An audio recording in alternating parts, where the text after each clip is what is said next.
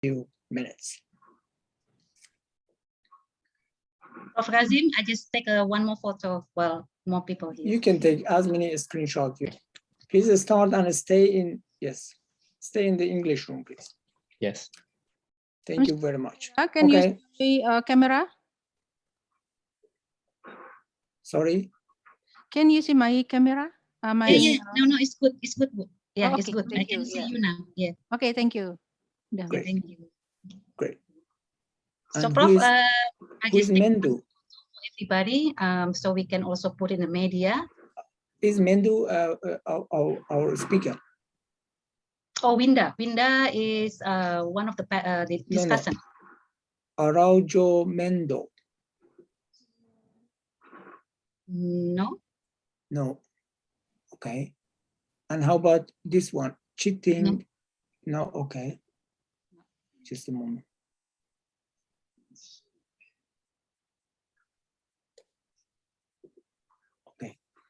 Okay, Prof. I will take a photo for everybody while everybody are here before we go into the Zoom. So because I would like to send it into the media in Indonesia to cover this webinar. Prof. Jafar.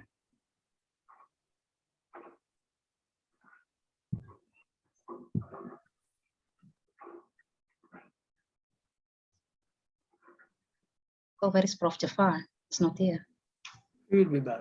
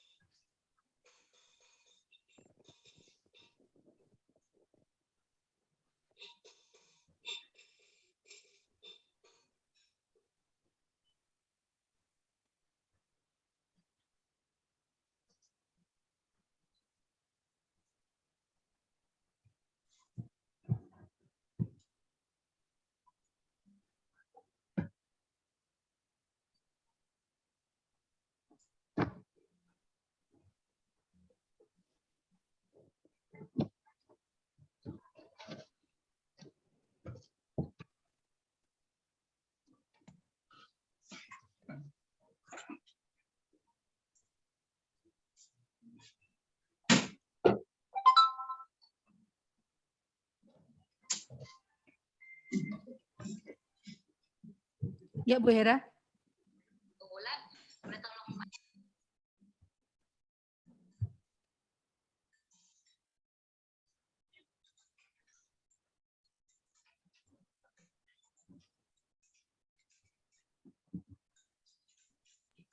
We are fixing a technical Excuse issue. me, Yes. Mr. Kazim. Yes. Now, Bu Hera, she is off and now rejoin, and please accept for her. Okay. Yeah.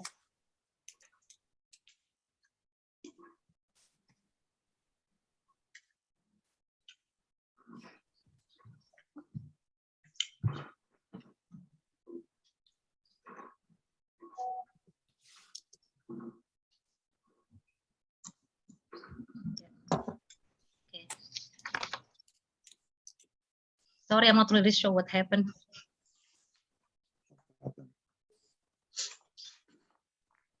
Professor Jafari is also here.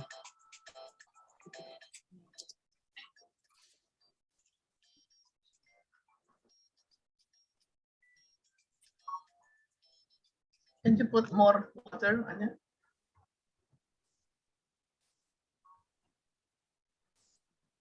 Yeah.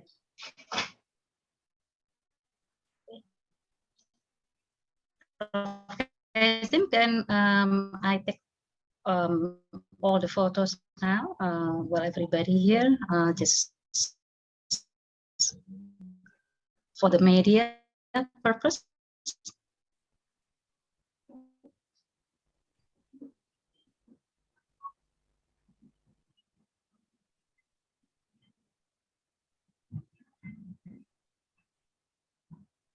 Kahira. Hello, sorry for being late. It's okay.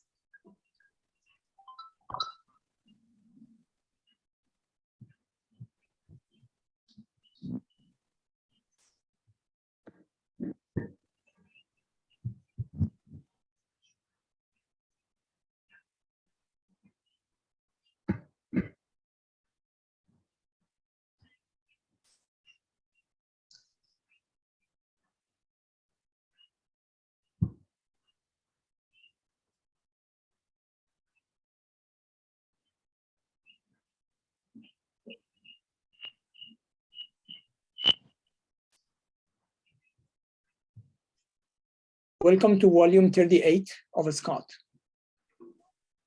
It's great to have all of you again or for the first time in Scott. In today's webinar, we are going to talk about how we see empowering tourism villages. Rural tourism has been one of the focuses of Scott's webinar, and we are going to start today's event with a welcome remark from our lead curator, Professor Jafar Jafari. Jafar, the floor is yours.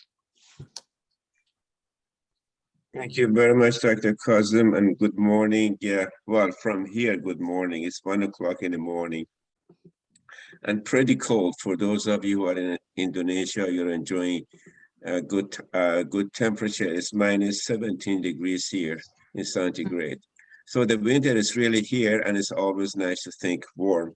Welcome to the webinar series. As Dr. Kazim said, this is volume 38, and then we do satellite accounts as well. We have had 11 of them, so approximately we have done 50 webinars. What all of these webinars have in common is they're dealing with the small communities engaged in tourism, small operators engaged in tourism, and to use your vocabulary, tourism village. Tourism village, again, by definition, is a small population, a small traffic of the tourists. Perhaps the difference is we are going to learn from you is that the whole economy of the village might be depending on tourism. The purpose of the webinar series is to deal with the issues that are not mega issues, because mega issues belong to the big destinations, big industry, government, etc. Small communities, small operators are typically ignored, and we wanted to do something for them. And as I said, we have done already 30, almost 50 of those webinars. I'm very much interested to learn more about tourism village, a concept that is nicely developed in Indonesia. I do recall that during my first visit to Bali, Indonesia, we had the World Tourism Organization General Assembly there. This was 1993.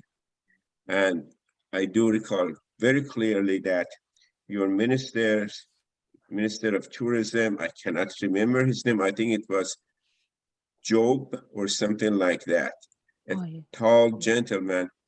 So he took us to some of those tourist villages, and it was really engaging and enlightening for us to see how everybody was involved in tourism and presenting their authentic self. I trust the concept has evolved in the last 30 years for better, and this is what we are going to learn from each other. This is a subject that in many countries would have application, and the success story of tourism village in Malaysia, in Indonesia and Malaysia also, and other countries would be of interest to all of us. So welcome to the webinar series, and I'm enthusiastically sitting here waiting to learn from different presentations that you are going to make. Welcome again.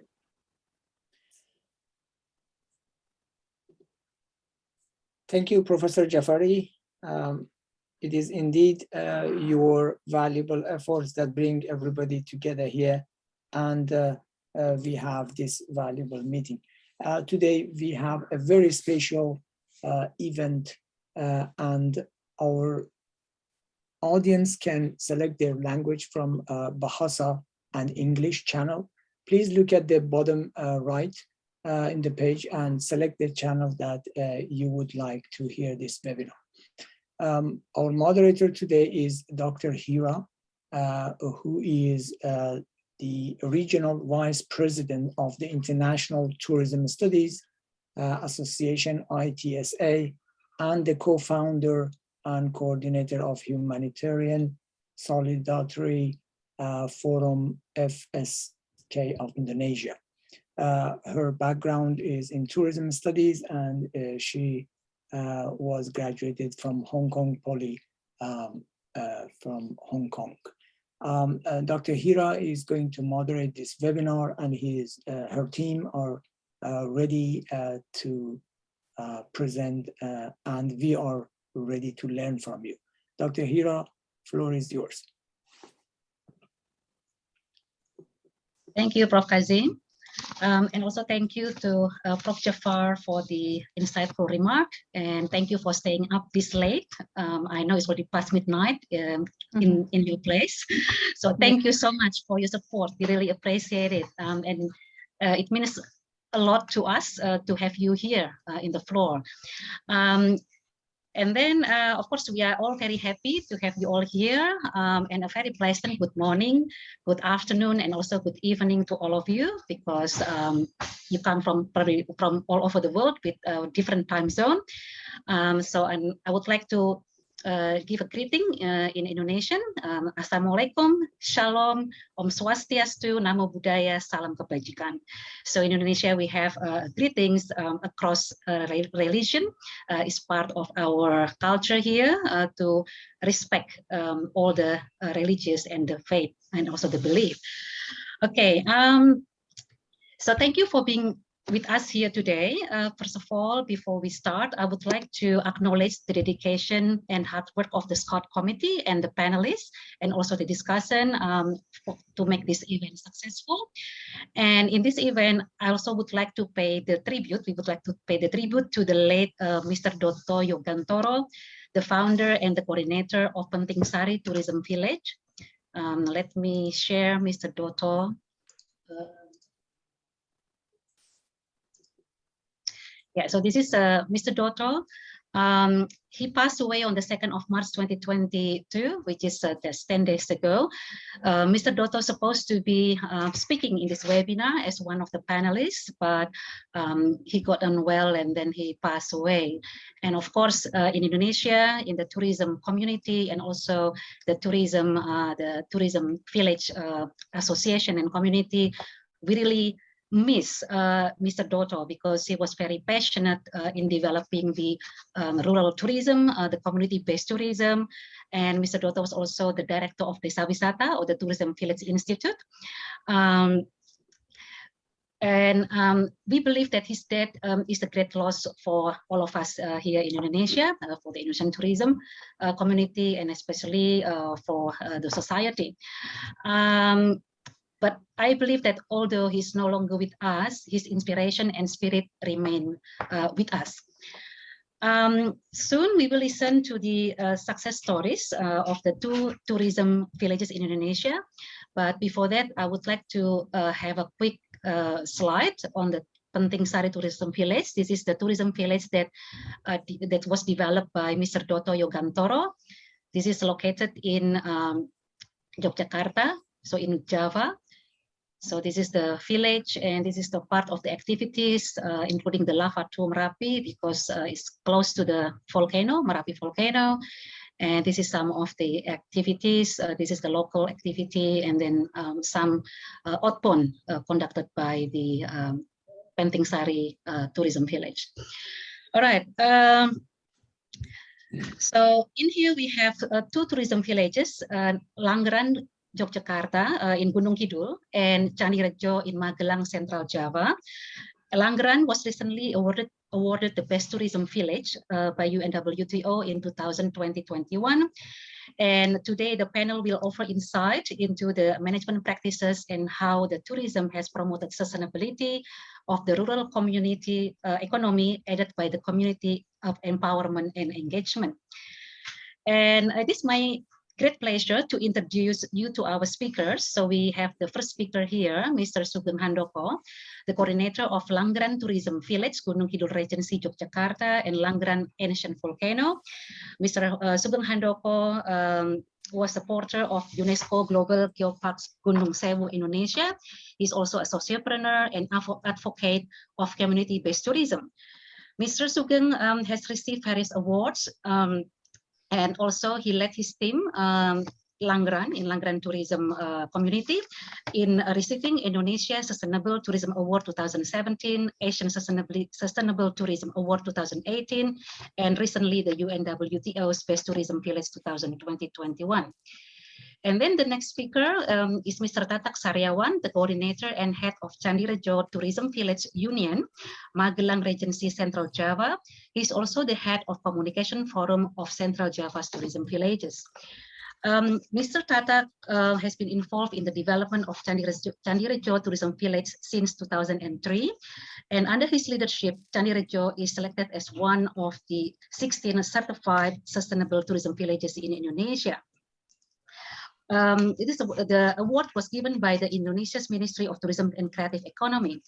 In last year, in 2020-21, the ministry chose Candirejo as the center of socialization events for the 2021 Indonesian Tourism Village Award.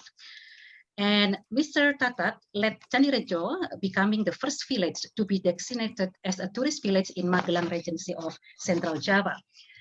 And then we have also the discussion here, Dr. Desta Titi Raharjana, ESOS MSc, from the Center for Tourism Studies, Universitas Gadjah Mada, Yogyakarta, and Desa Wisata Institute, or Tourism Village Institute. Mr. Desta has interest in tourism development, research, and community services, particularly in the field of cultural tourism, ecotourism, community-based tourism, and sustainable tourism. He's been actively involved in the Desa Wisata Institute in Yogyakarta in dealing with community participations. The second discussion is Prof. Winda Mercedes Mingkit from University Samratulangi Manado. She's also involved in Indonesia Sustainable Tourism Council. Prof. Winda earned her doctoral degree from Tokyo University of Marine Science and Technology.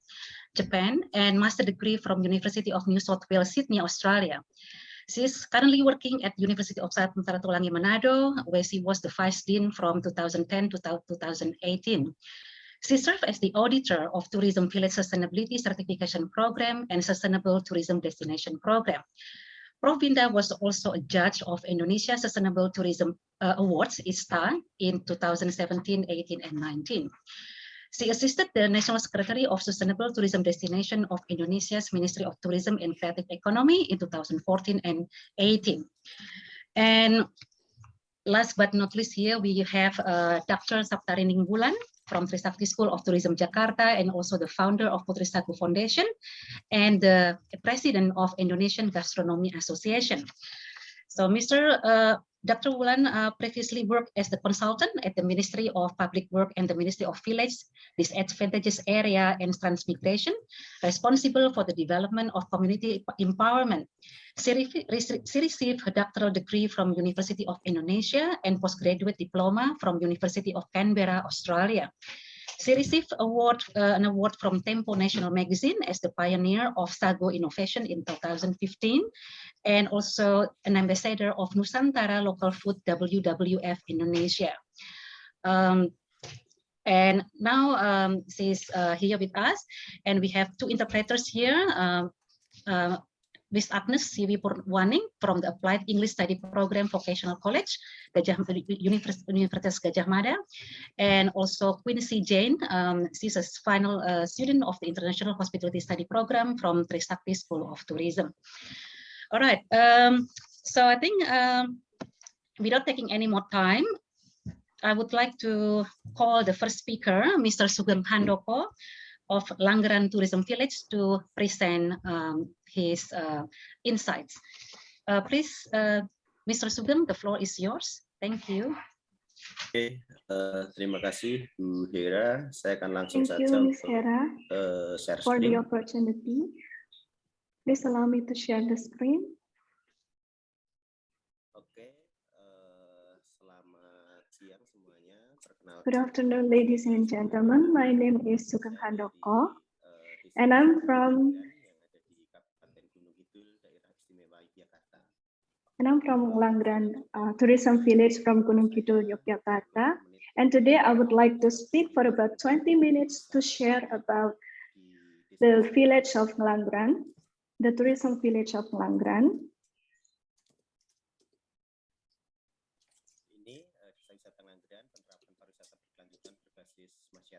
And I would like to talk about the implementation of community-based sustainable tourism.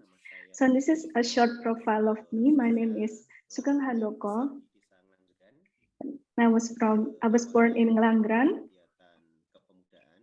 And I was active as a youth motivator. And currently, we are working with the community to develop a tourism village and also social entrepreneur program in the village. And this is the condition of Gunung Kidul Regency. And one of them is also in our village. So it's about 12 or 15 years ago. And we were moving from a very harsh condition. So we were experiencing an extensive drought, and we are doing a conservation.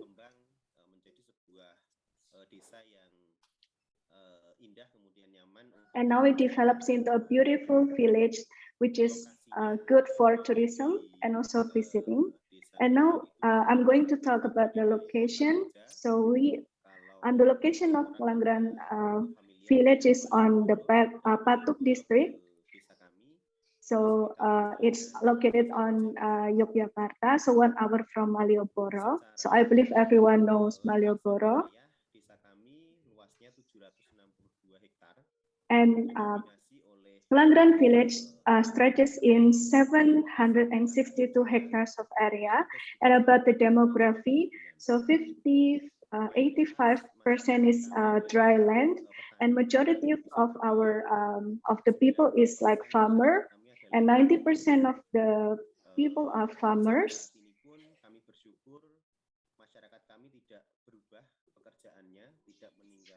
And we are grateful that now people still preserve the culture of being being a farmer, while at the same time also move to tourism as an additional benefit. And also in the era of the pandemic, although we are experiencing a difficult situation in tourism, people in the village is still working as a farmer. And here are some awards that have been received by Nglanggeran Tourism Village. So in 2017, we were awarded as one of the top tourism village with CBT concept, and also Asian Sustainable Tourism Village, Asian Sustainable Tourism Award in 2018, and also on the world's 100 top destination, and best tourism village by World National Tourism by United Nations World Tourism Organization in 2021. And we are actually developing an ancient volcano. And back then, the people took the limestones from the mountain, from the hills, as a livelihoods. And that was also one of our problems. When it was not maintained, yeah, we were experiencing drought. So we were trying to improve our environment. So we unite our vision and mission, which is to develop the area into something which is interesting, and also in developing a tourism village. And we also have one of the body of water called Nglanggeran, Nglanggeran, or the pond, to collect the rainwater. And during the dry season, yeah, it will it will water the area. And we also have seasonal waterfall. And we also develop a glamping area, because during the pandemic, some of the homestays cannot operate during the pandemic. So we try to develop the glamping so that the visitors can stay in the glamping area. We also developed one of the major produce, which is chocolate. And we produce the local chocolate, which is harvested from the area, from our area. And back then, the price of the cacao was very cheap. And after the development, we can give added value to the chocolate produce. And one of them is becoming the tourism attraction in our village, and you can buy it as a souvenir. Nah, kami juga bersyukur menjadi salah satu bagian dari Gunung We are also happy that now we become one of the park, the geopark, and one of the vision is to celebrate Earth heritage and sustaining local community. And this is also one motivation that we have, so that we can give benefits to the people and also to the environment in our village. And about the tourism village of Nglanggeran, so all of them are the local people of Nglanggeran, and there are about 154 managers. Although they have main job, but they have some additional benefits from tourism, and it becomes also additional activity for the people. And we also collaborate with some parties.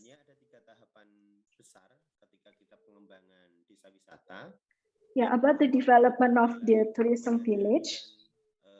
First of all, we try to identify the potentials of our area, and also to manage the human resource. And the last one, or the third one, is to promote cooperation and also partnership with the media and also the digitals. So in 2017, we started to initiate the program, and now it's developing until now. Nah, kami juga memegang prinsip pengembangan produk wisata yang berkelanjutan. We also apply the sustainable tourism product, pedoman bahwa and our principles are semua elemen itu bahagia. tourism should benefit all of the parties. One of them is the community or the society. So the society or the community must benefit from the tourism activities. So it must be pro the community. And the second one is the visitors. So one of the principle is about the hospitality. So we hope that they can also learn from our society. And the last one is about the eco-friendly principle. So we hope that by developing all of these three elements, we hope that the management will be more sustainable. And of course, in the process, we also experience some positive and negative impacts. And we try as best as we could to reduce the negative impacts of tourism. And we try to use the natural resource responsibly and also to conserve the nature. In order to maintain partnership with the local community, we try to preserve the local community. We try to also engage the community to participate in tourism activities and also to gain benefits from the activities. And about the hospitality, yeah, we hope that the visitors will feel happy and comfort staying in our village. And we also apply in the CBT Asian standard. Although we only know just recently about in 2017, but actually in the practice itself have been implemented before by our society.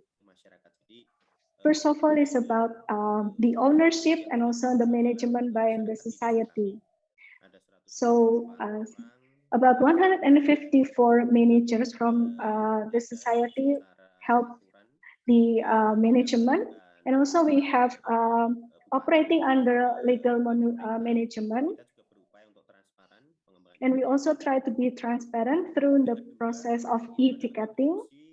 And the second one is about the contribution to social welfare. Yeah, by developing the Nglanggeran tourism village, we can raise the life quality and also the local pride of the people by integrating the livelihoods of the people, and also by integrating it with the activities in the tourism package. So back then, the society felt not really confident when they were interacting with tourists or with visitors, but now they become more confident and proud of how. And the second one is about the fair distribution.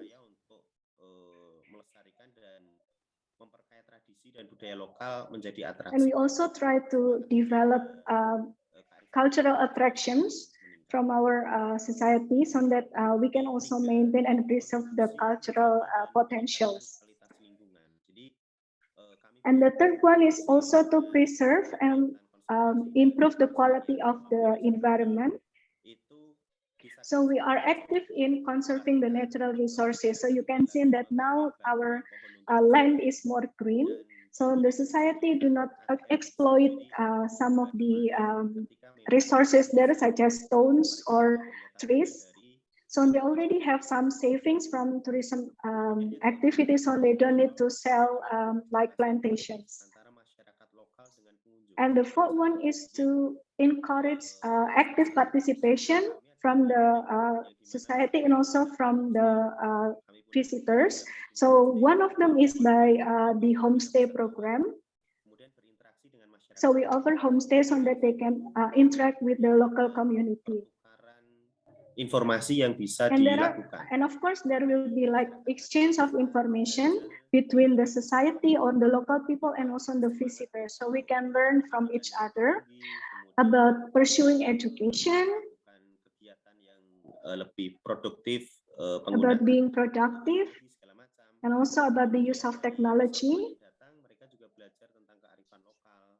And from the sides of the visitors, they can learn about how to maintain cooperation and also harmony with the society. Perjalanan wisata dan prawisata yang berkualitas, yang dimana.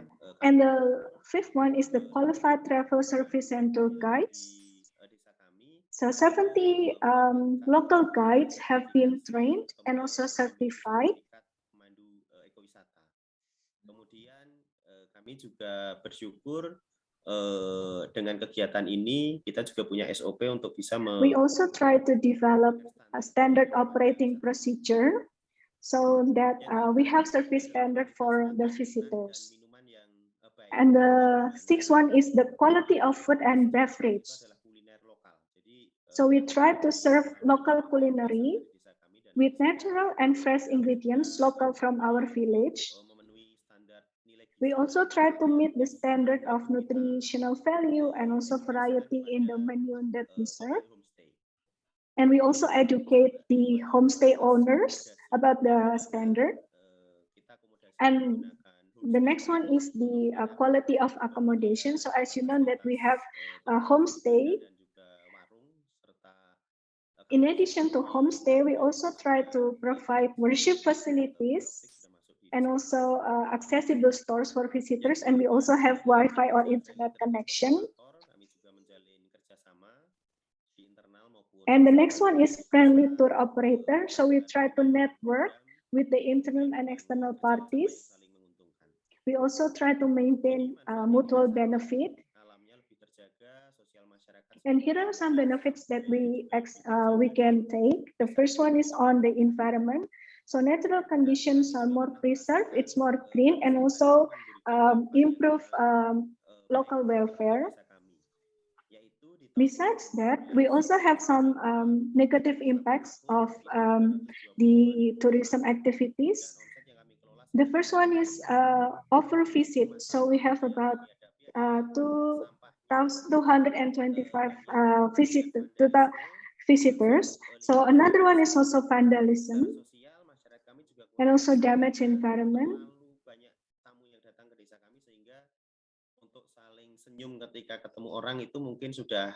And another one, there is also social impact that the people in our village feel a little bit reluctant to greet each other. Perhaps this is because they often meet visitors. So in order to solve this problem, we try to manage the visitors. So we try to target the segments, and also we try to develop the reservation system. So we try to offer more tourism package instead of just one-day tour.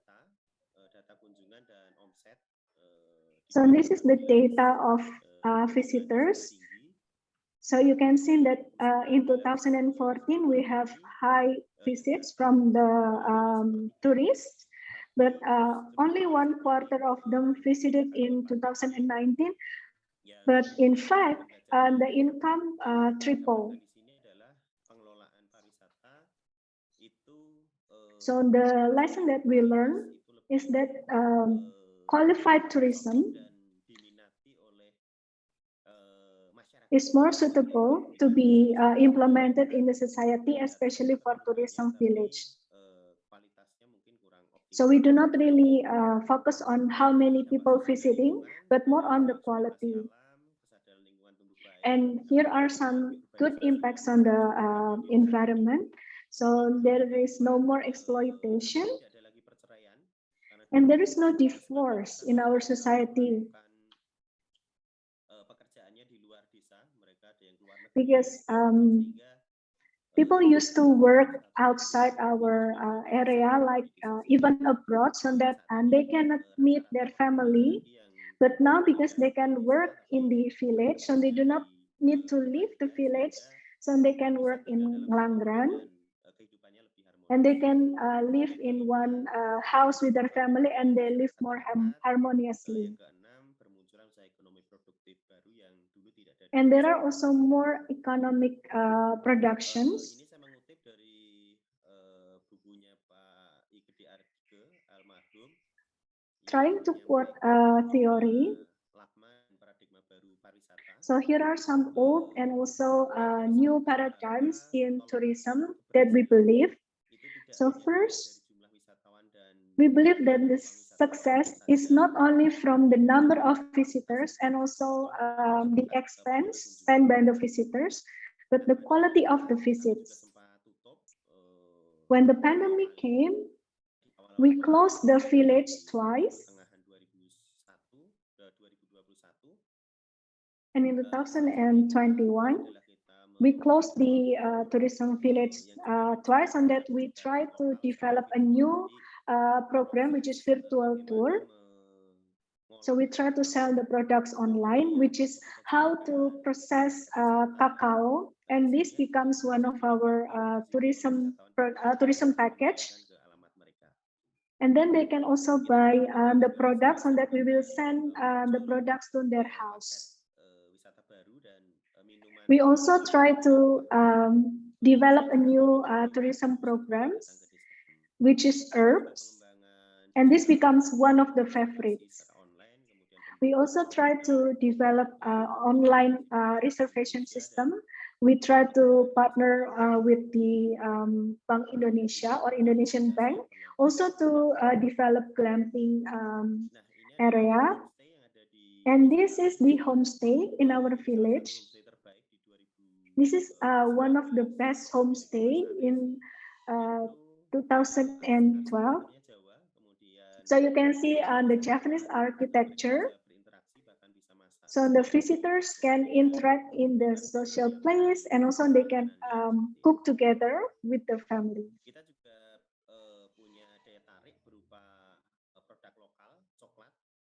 Another tourism attraction that we have is chocolate. So if you come to Nglanggeran, please try this chocolate. And this is our team. And it was documented in 2009. So here are my friends. They are youths who love the village. And they gain support from the parents. And until now, they also try to develop our tourism village. So this is the end of my talk. Semoga Very short, bisa only in 20 memberikan minutes, but I do really hope kepada that Bapak it Ibu can semua, give dan you kami tunggu kedatangannya di Desa an Wisata understanding Nglanggeran. about the tourism village, and we hope to see you in Nglanggeran village. Thank you very much.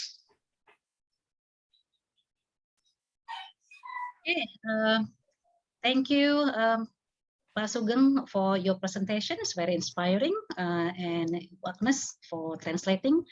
And we also have the question here, but I think we just wait until the end of the session to ask the question.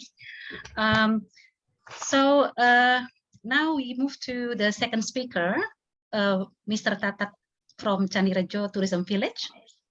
So, Pak Tatak, are you ready? Yeah, hello. Presentation? Yeah, hello, Vera. Yes. Yeah, Pak. Would you like to share your presentation, Pak? Ya, halo. Halo. Ya, bisa didengar, Bu Era? Yes, we can hear you. Bisa, Pak? Baik, saya share screen ya. Yeah, please. Thank you, Pak.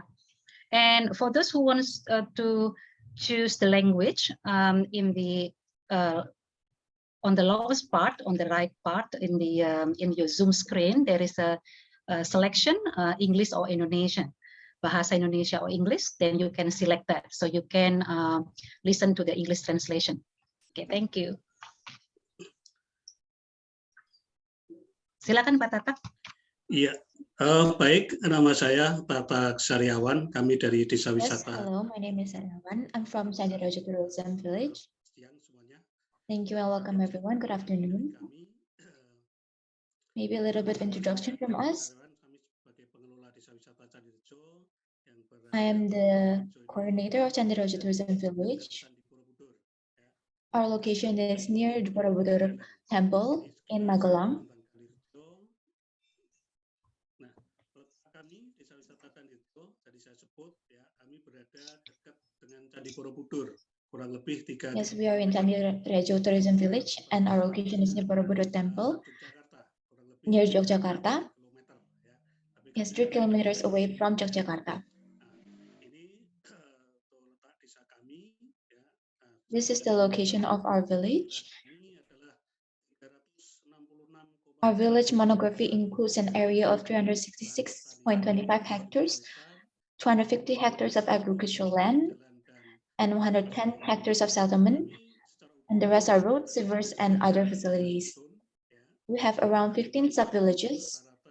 Our population is approximately 4,730 people. 1,430 families. Our main livelihood is 90% farmers. Itu mungkin sebagai gambaran tentang desa kami, bahwa kami memang berada di dekat Candi Borobudur.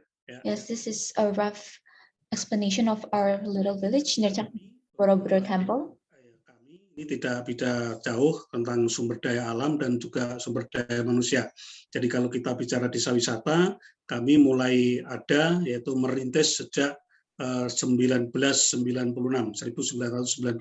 Yes, we are founded in 1996.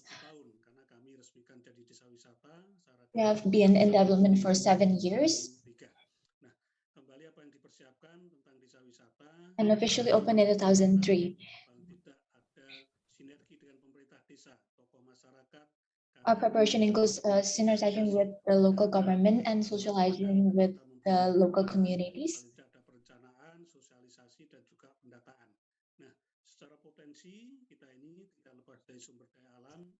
Our village potentials include natural resources such as pandan. Here in one of our sub-villages also we have bamboo bridge. Yes. Yes, we can also do trekking here.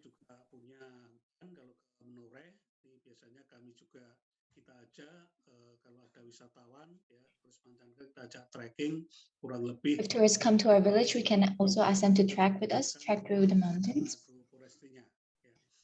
And we'll introduce them to our agroforestry, one of our natural resources. Here's pandan, one of our natural resources.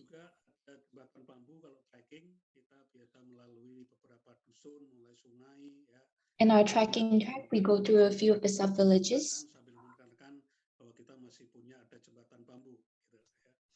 We also go through the bamboo bridge. Kita punya yang namanya pertemuan 3 sungai, ini yang sangat langka di one of the sub-villages.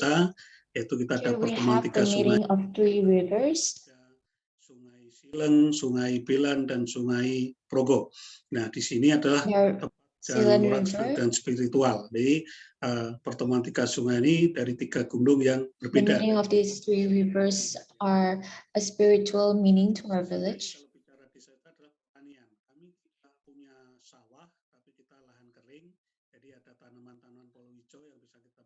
Sebagai contoh ini ada tanaman kacang ya yang kita we have peanuts that we plant in our farmlands.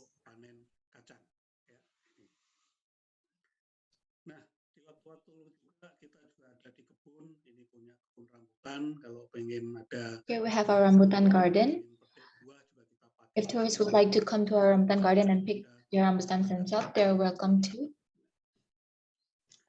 Nah, selain itu kami di pertanian, ya, selain tadi ada kacang tanah, kita pun yang biasanya wisatawan pengennya adalah tanam padi dan garu, ya, membajak sawah. Tapi kita ada lebih asik lagi, yaitu kalau mau kita Tourists are very interested in like farming their own. Mereka kita ajari mencabut singkong sampai dengan budidayanya, baik mulai dari tanamnya, terus nanti olahan singkongnya. Nah, ini juga kita pelajari di situ. Jadi bagaimanapun kita yang ada di masyarakat kita yang harus data di petani ya kita upayakan. Kita semuanya ini adalah milik petani. Gitu ya. Nah, jadi dari hasil pertanian mereka kita ajak masuk ke harvest cassava. yang berbahan baku dari ketela. Ya, We ini also have dari our mereka human resources. One of those are home industries. di rumah-rumah penduduk, mereka kita ajak tadi ke pertanian, terus kita ajak mengolah bahan baku dari singkong untuk dibuat makanan tradisional. Nah ini. Nah, selain itu kami juga punya ada kebun pepaya dari wisatawan, mereka kita kenalkan, kita ajak kalau pengen. We also have our papaya garden. Jadi kita juga ada beberapa paket selain tadi yang di pertanian. We have a few Nah, kita pun juga choices of tour packages aside from the farming. Wisatawan yang satu ketika pengen berbasah-basahan, ya ini kita paketkan mereka untuk mencari ikan di sungai. Nah, contohnya seperti ini. We have a few tourists who would like to have more water attractions in our village. So we have another tour package for that as well.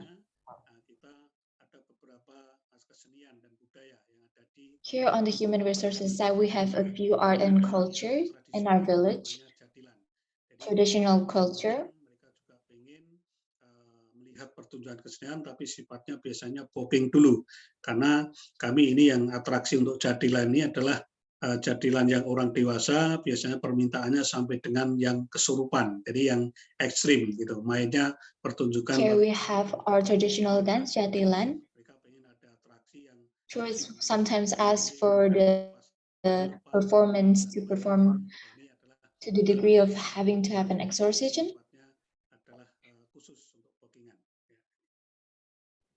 Nah, which can last about 3 hours. Here we also have jadilan for kids, so the kids perform it. Mengadakan pertunjukan yang sifatnya mungkin hanya 10 menit, ya ini bisa mereka untuk belajar dan menari bersama.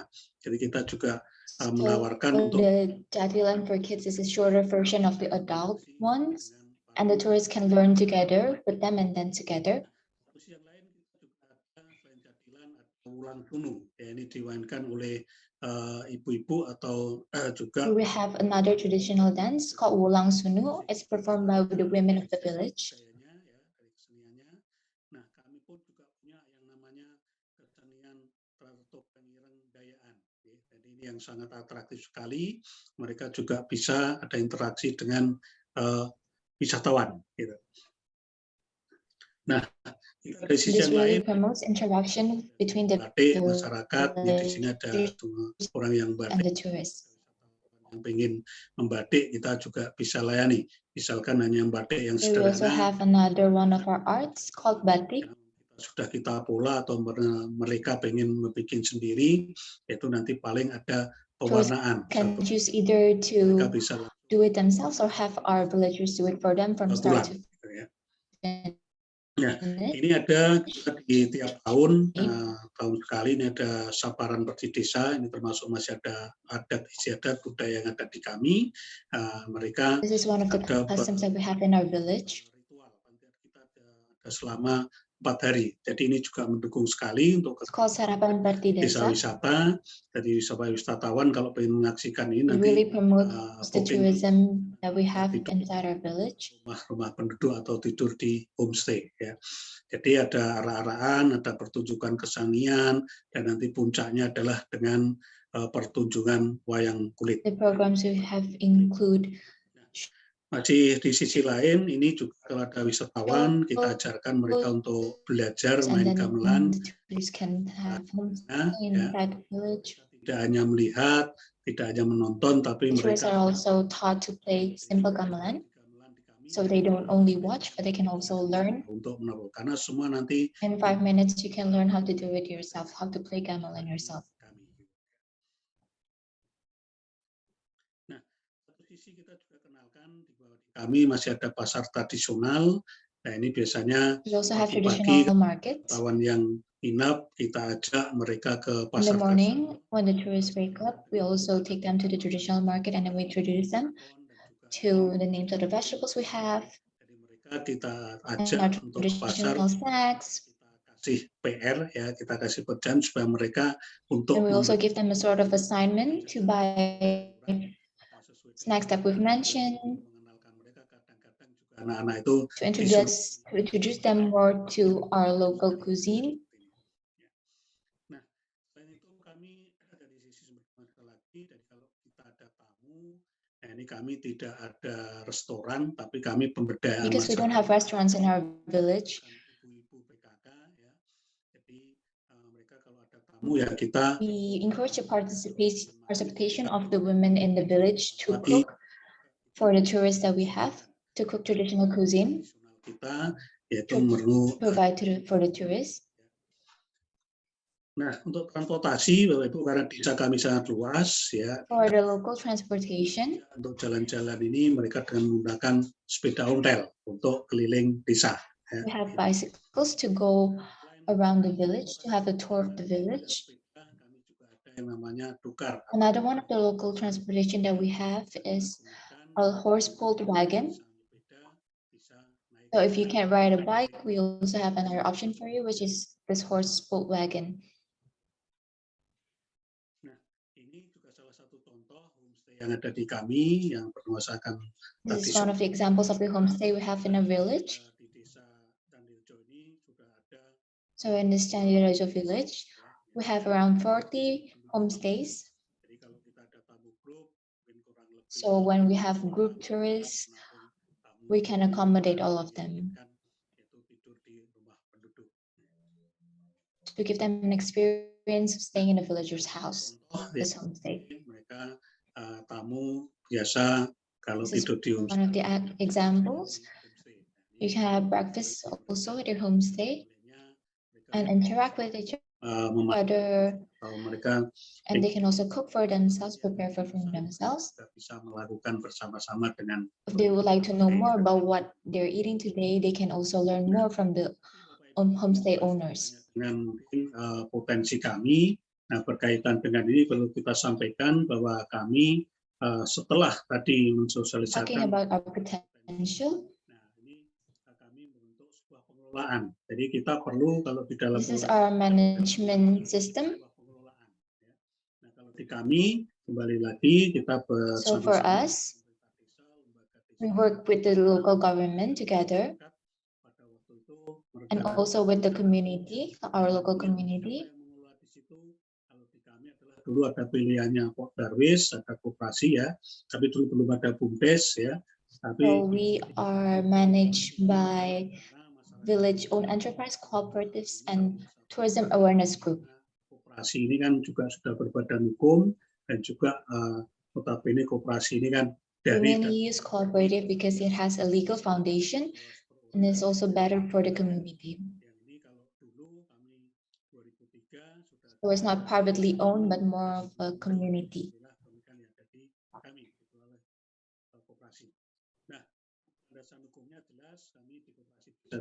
We have a clear legal foundation.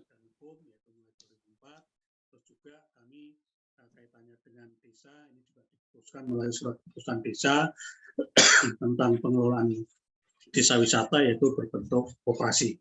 Jadi secara struktur lepas dari pemerintahan, tapi kami punya tanggung jawab terhadap pemerintah desa dan juga masyarakat. We have a responsibility towards the village government. Nah, ini setelah tadi terjadi pemetakan potensi yang ada di kami itu ada beberapa unit yang kita kelola yaitu mulai. We have a few cooperative units here at Candirejo Tourism Village. We have batik. We have catering, homestay, home industry, art crafting and bamboo rafting, a local guide, loan and saving service, farming. So here are a few of the activities you can do in our tourism village. Bisa membuat sebuah paket ya. Juga bisa bikin paket yang namanya nanti menjadi coordinator in the Candirejo village. We also develop a few package tours. So we don't sell tickets to our village, but we sell package tours to our village.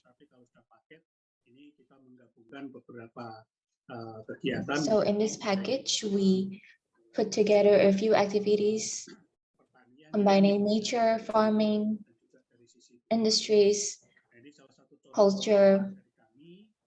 So here are one of the examples of the package. The duration is 2 hours.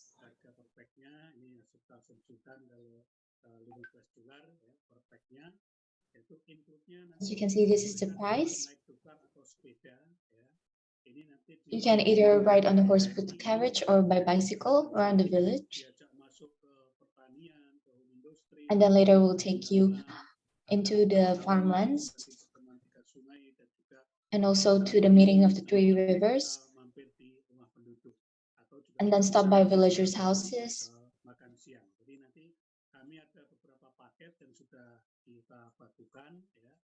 We have a few ready packages for you to choose from. And to know more about those packages, you can Jadi nanti bisa untuk see paketnya our ada website. paket kurang lebih ada 10 paket yang sudah kita satukan ya. We have about 10 packages ready, 2 jam, 3 jam. starting from the 2 hours, 1, 3 hours. We also have a 1-day package, a 1-day, 1-night package, and so on. Sampai 1 minggu paket itu. With the longest package being a 1-week package tour. Pemasaran kami adalah memang mulai dari Here's our marketing strategy. pemulung yang paling utama adalah testo, We mainly work on word of mouth, doing test tours, road shows, and social media as well as exhibition. kita memang tidak bisa sendiri. Kami menggandeng So we have a few partners of Candirejo Tourism Village because we can work alone. SD unggulan dengan perguruan tinggi We have travel agents pariwisata nasional. from Bali, East Nusa Tenggara, Makassar. Tentunya selain itu juga kita menggandeng HPI dan juga hotel-hotel yang ada di We also work together with hotels dan Yogyakarta. around Middle Java, Nah, ini grafik kunjungan Bapak Ibu. as well as prominent elementary schools and universities. Kunjungan memang kita So here's a graph of the foreign and domestic tourists in Candirejo from 2003 to 2020. jadi boleh dipecahkan di grafik ya. Bahwa kunjungan kami memang dari dulu sangat kecil ya. Tapi sangat kecil, alhamdulillah namun kita secara grafik pertumbuhannya meningkat. Even though at the start we have very little tourists, but as you can see, the graph slowly goes up. Sangat turun sekali karena terjadi pandemi. But because of the pandemic, the numbers slightly went down. Tentunya kalau ada grafik kunjungan pasti kamu ada grafik pendapatan. Itu bisa dilihat bahwa di pendapatan kami tertinggi adalah lebih bisa mencapai. Here's our income graph from 2003 to 2019. Kami sifatnya tidak mendatangkan tamu yang terlalu banyak, tapi bagaimana tamu itu terkelola dengan baik, kita mendatangkan kualitas. Jadi sesuai dengan kemampuan kita. So we don't focus on the income that we can make, but we also focus on the quality of service that we give. Pandemi muncullah juga yang namanya sertifikat CIC. So because of the pandemic, we also got our CHSE certificate, which CHSE is a program by the Ministry of Tourism and Creative Economy.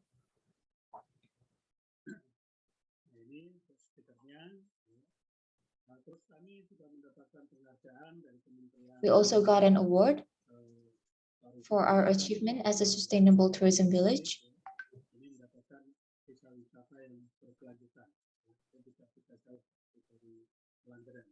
Bahkan kami yang terakhir kita kemarin ditetapkan sebagai desa wisata inspiratif. We are also awarded one of the most inspirative tourism villages. Desa wisata mandiri inspiratif oleh Kementerian Pariwisata dan Ekonomi Kreatif. We're praised to be independent, inspirative, and sustainable. Nah, ini ada video, saya pikir. So here's a little video of our tourism village to see the situation of our tourism village. Ya, muncul desaku harapanku, desaku mandiri, desaku sejahtera. Ya, matur nuwun, itu yang bisa kita sampaikan. Terima kasih. Thank you everyone for listening to my presentation.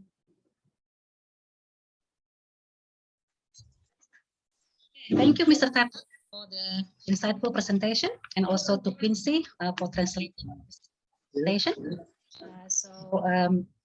Probably just to summarize briefly, we can say that natural and cultural resources are actually not sufficient in to develop the attractive and successful tourism village.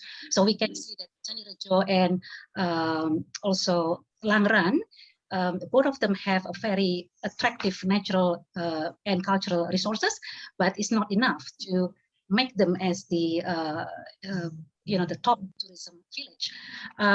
The most important is, of course, the people, the local community, and also the strong collaboration, what they call as pentahelix. So the strong correlation and collaboration between the government, the community, the media, the business, and the academic. And we can also need to pay attention to the attraction, right? Attraction and events. So it's a combination of many important elements: attraction, events, activities, memorable experience, visitor information, marketing communication, community and industry skills as well, because I think the community has to be very aware and very knowledgeable about what they are selling and what they are doing. And community collaboration and leadership, I think, is also very important. Role of the local government and also the local businesses.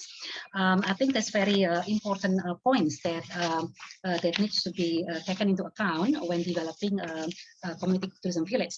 So creating the distinctive or creating the uniqueness, that's the key, because you can have a good natural resources, cultural resources, people, but you need to have something unique to promote your tourism village. And managing visitor, I think I also noticed that managing visitor is also very critical, because if you can manage the visitor, then you can sustain the your tourism, right? Tourism product and services that you offer needs to be, you need to consider the how you manage the tourism. So it's not becoming like over tourism or like very crowded. Then it will impact or destroy the local community. And if I look and also in the if we relate to the SDG, right? The SDG goals. It seems like Nglanggeran and also Candirejo also implement the SDG. For example, like the zero hunger, and then the gender equality, the clean water, sanitation, decent work, economic growth, industry innovation, infrastructure, and partnership for the goals. So I think that's very interesting to see how they create the activities and then create the value also, that also match with the SDG goals. Okay, now we have the three discussions here. Dr. Desta, Prof. Vinda, and Dr. Wulan. I would like to give each of you a time, maybe like about 5 minutes, to give a comments and probably review on what has been presented by Mr. Sugeng and Pak Tata. So I give probably the first to Dr. Desta. Okay, thank you. Can you hear me, Ibu Hera? Okay, I want to share my presentation, but I don't want to explain all my slides. Okay, thank you for this time, and I'm glad to join the webinar. I have a title, Strengthening the Strategic Role of Tourism Village, Learning from Candirejo and Nglanggeran, Indonesia. My name is Desta Titi Raharjana from Gajah Mada University, Jakarta. Thank you, Mr. Tatak and Mr. Sugeng. Your story is wonderful and amazing. And I want to say to all of you that one source of income in rural area today is the tourism sector.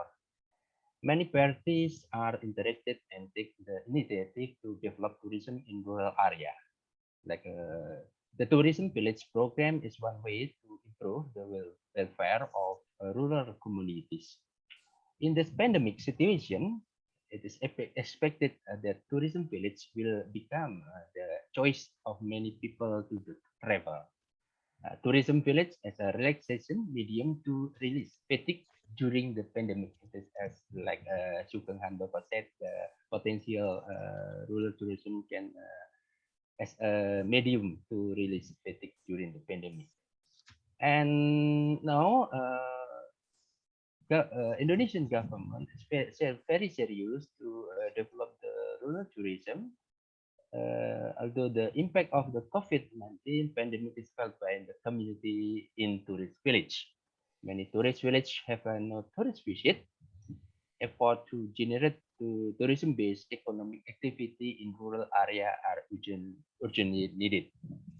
Through the intervention of various programs, the Indonesian government is currently trying to revive tourism villages like Candirejo and Nglanggeran as desa wisata inspiratif from the government Republic of Indonesia. Until now, we give information the desa wisata or rural tourism in Indonesia is about even thousand, yeah, like many provinces and area in Indonesia, they have a tourism village. And I want to explain or a reflection about from Candirejo, the first Mas Tatak. I want to lesson learn. Mr. Tatak has explained that the village has a strong rural character and it's located not far from Borobudur Temple, Magelang, Central Java. This village, known as one of pioneer village from the tourism village in Indonesia. The community appears to be an actor in change. Yeah? They become the driving force for exploring the potential of existing resources and making their village of means of education. It's important. Rural tourism activities get support from the community, which then has an impact on the image of various potential, like a craft, culinary, arts, and other creative products, and it's processed into the tour package that are fully experienced. Is important. And then the second lesson from Candirejo, initially the target of tourists was abundance of foreign tourists from Borobudur Temple. However, at this time, loyalty from tourists is starting to form, namely the pattern of tourism with a small group from various countries. Thematic tour packages are prepared by tourist village managers to maintain the length of stay of their guests. It is interesting, this point, the choice of institutional from a cooperative institution is a great decision to ensure transparency for its members. There are social funds that are given the people in need taken from the profit of their tourism business. And the implementation of the health protocol and CHSA certification that is already owned by village guarantee security for tourists. And the last from Candirejo, the human resources capacity of Candirejo village is one of the added value to increase the competitiveness of tourism village. It is my reflection from Candirejo, Tata. And the next lesson learned from Nglanggeran, Sugeng. I think at first, many young people, like Sugeng, many young people in the village left their village, okay, because they were ashamed of the potential of their village, which has not been explored in the beginning as it is today. Initially, many people underestimate that the development plan as a tourism village. But nowadays, rural tourism activities are able to alleviate poverty and improve welfare at Nglanggeran. The existence of Gunung Api Purba or the Asian volcano formation turned out to be high historical value, encourage the spirit to preserve. Asian volcano is part of the Gunung Sewu Geopark, Right, yes, Mr. Sugan. Okay. It was young people who were initiator and started the village development movement by involving all component society. And the last, ecotourism branding is used as a reference in running a tourism business in Nglanggeran village. It's important in ecotourism branding. And the next slide, the influence of social media, Masukan, I said the influence of social media has accelerated the spread of the charm of Nglanggeran in Indonesia and abroad. Many people started coming to visit. The tourism economy grows as an alternative source of income to people. Villagers who have gone abroad return home to build to tourism in the village. Okay, tourism activities in Nglanggeran are able to reduce the level of urbanization. Yes. I'm sorry. But at the time, there was an overflow of visitors, which has a bad impact on the Asian volcano, like Sugeng Handova said. Limiting the number of visits and increasing ticket price then became an option for the implementation of a conservation mechanism as a tourist site. And the last, the formulation of geological tourism based education and agriculture become an interesting theme package as a tour package in Nglanggeran village. This is my interpretation lesson from Nglanggeran and Candirejo, Ibu Hera, and I want to reflection.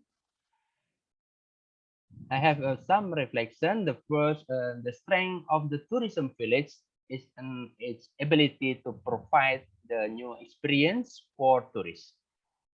And the second, tourism village must be able to present varied tour packages and have an educational aspect. The third, the unique tradition, attraction, and interaction between host and guest will make for experience in itself. Through tourism, the village must be able to preserve its environment as the strength of the village.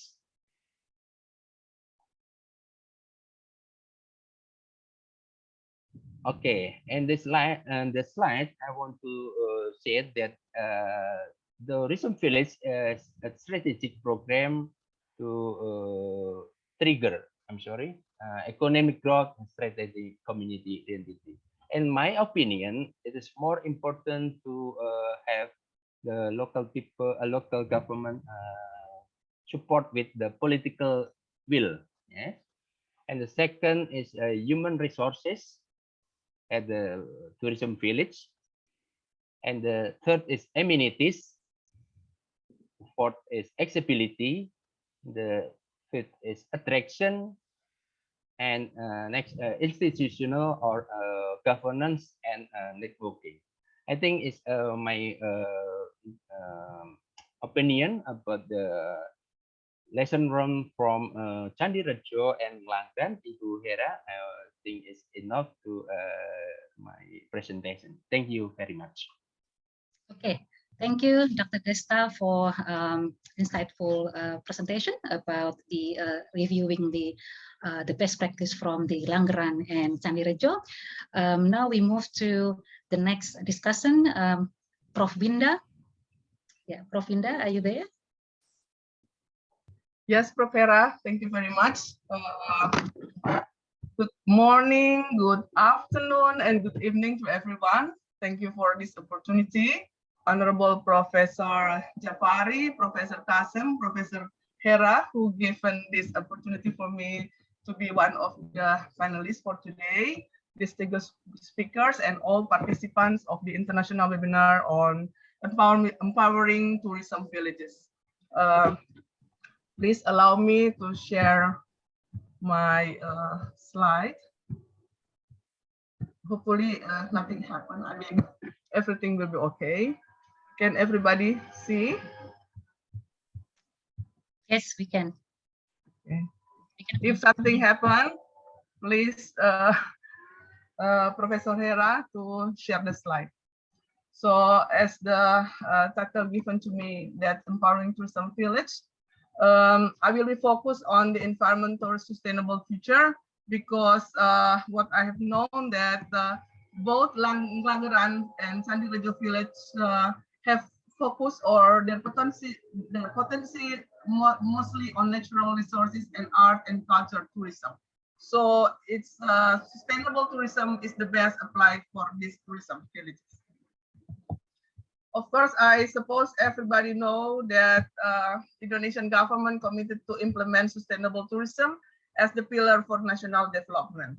Secondly, that this commitment is shown in the Ministry of Tourism and Creative Economy Decree number 14, 2016, which is now we have the second verse, number 9 to 2021. And this decree should be followed by tourism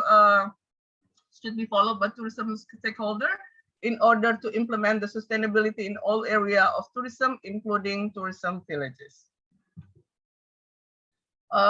Sustainable tourism, as we all know, is the concept that covers the complete tourism experience, including concern for the economy, social, and environmental issues, as well as the attention to improving tourist experiences and addressing the needs of host communities. Now, as I said, that what lesson learned we can have from Indonesia, especially what have done by the Ministry of Tourism and Economy Creative, that we has already done the ISTA or Indonesia Sustainable Tourism Awards in 2017, 2018, and 19, and then also Sustainable Tourism Certification for destination and tourism villages in 2020 and 2021. So as we can see in this list that in 2017, Nglanggeran, it's one of the winner for the gold, gold for the economy in 2017. And also we have the 2018 and 19. And as we can see that the number of applicants for this Indonesia Sustainable Tourism Awards is increased drastically from 2017 up to 2019. Unfortunately, in 2020 and 2021, we cannot do it because of the pandemic COVID-19. And in 2020 and 2021, we have done the Sustainable Tourism Village certification for 16 tourism villages for each year. Now we move to the internal and external factors that we have to be prepared in order to achieve sustainable tourism destination in sustainable villages. Now let's see what are the internal.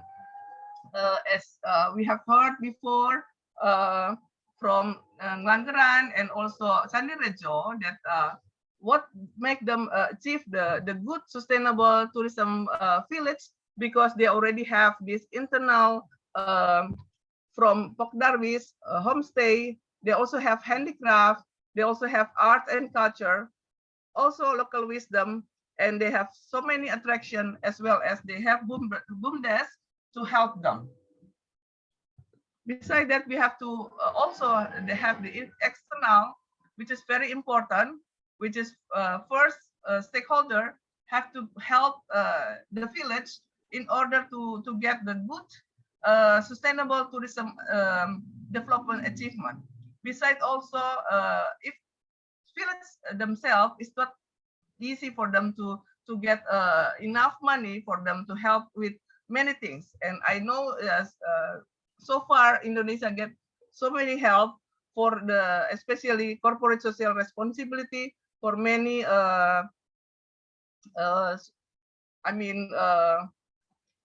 tourism village.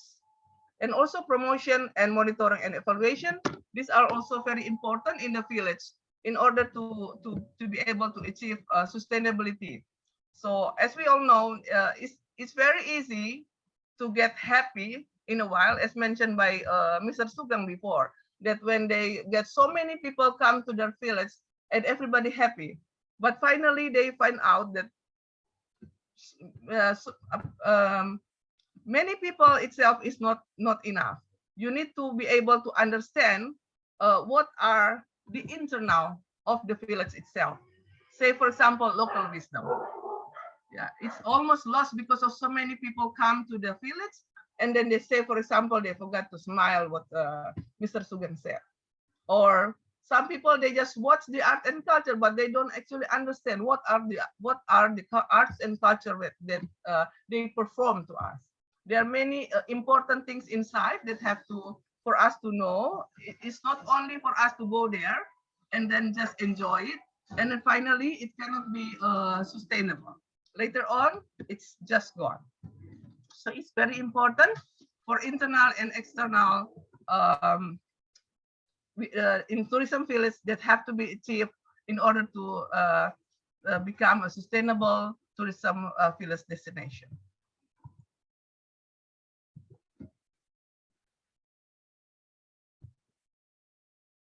Next, let's see what's the tourism village strategy that needs to be there in order to become a sustainable tourism village.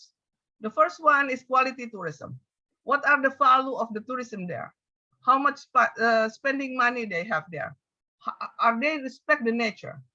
Yeah, because it's very easy. People just want the money. They just want the number of people. Just enjoy for a while, and then they forgot about the nature, and then they don't conserve the nature in the village.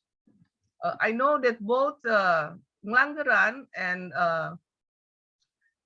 Candirejo, these two villages is based on, or their potential mostly with the nature.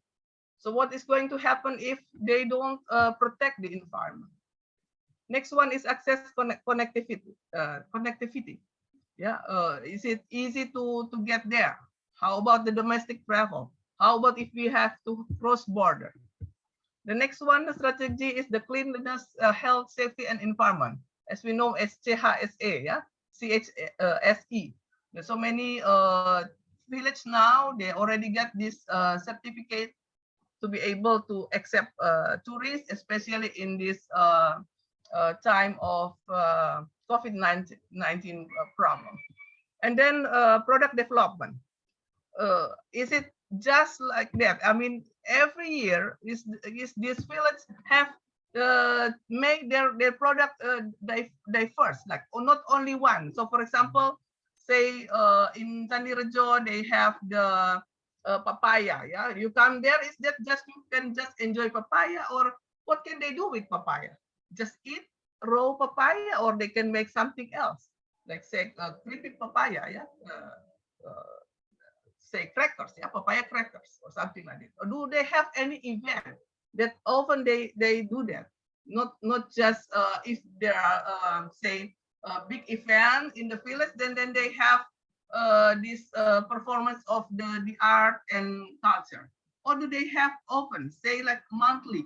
So if some tourists come and then they can enjoy, they can see, for example, not like the real performance, but for example, when these children practice to dance, or this the dancer when they practice the dance, yeah.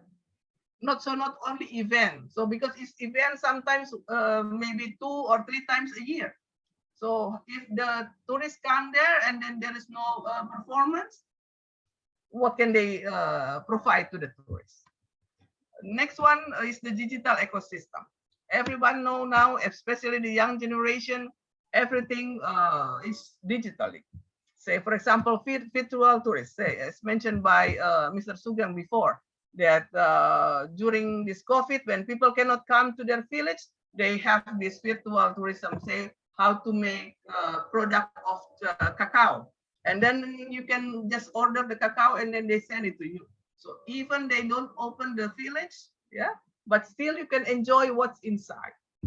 The next one is creative and innovative. Of course, we have to know that even it's only a village, but they have the young generation who can do a creative and innovative things in there.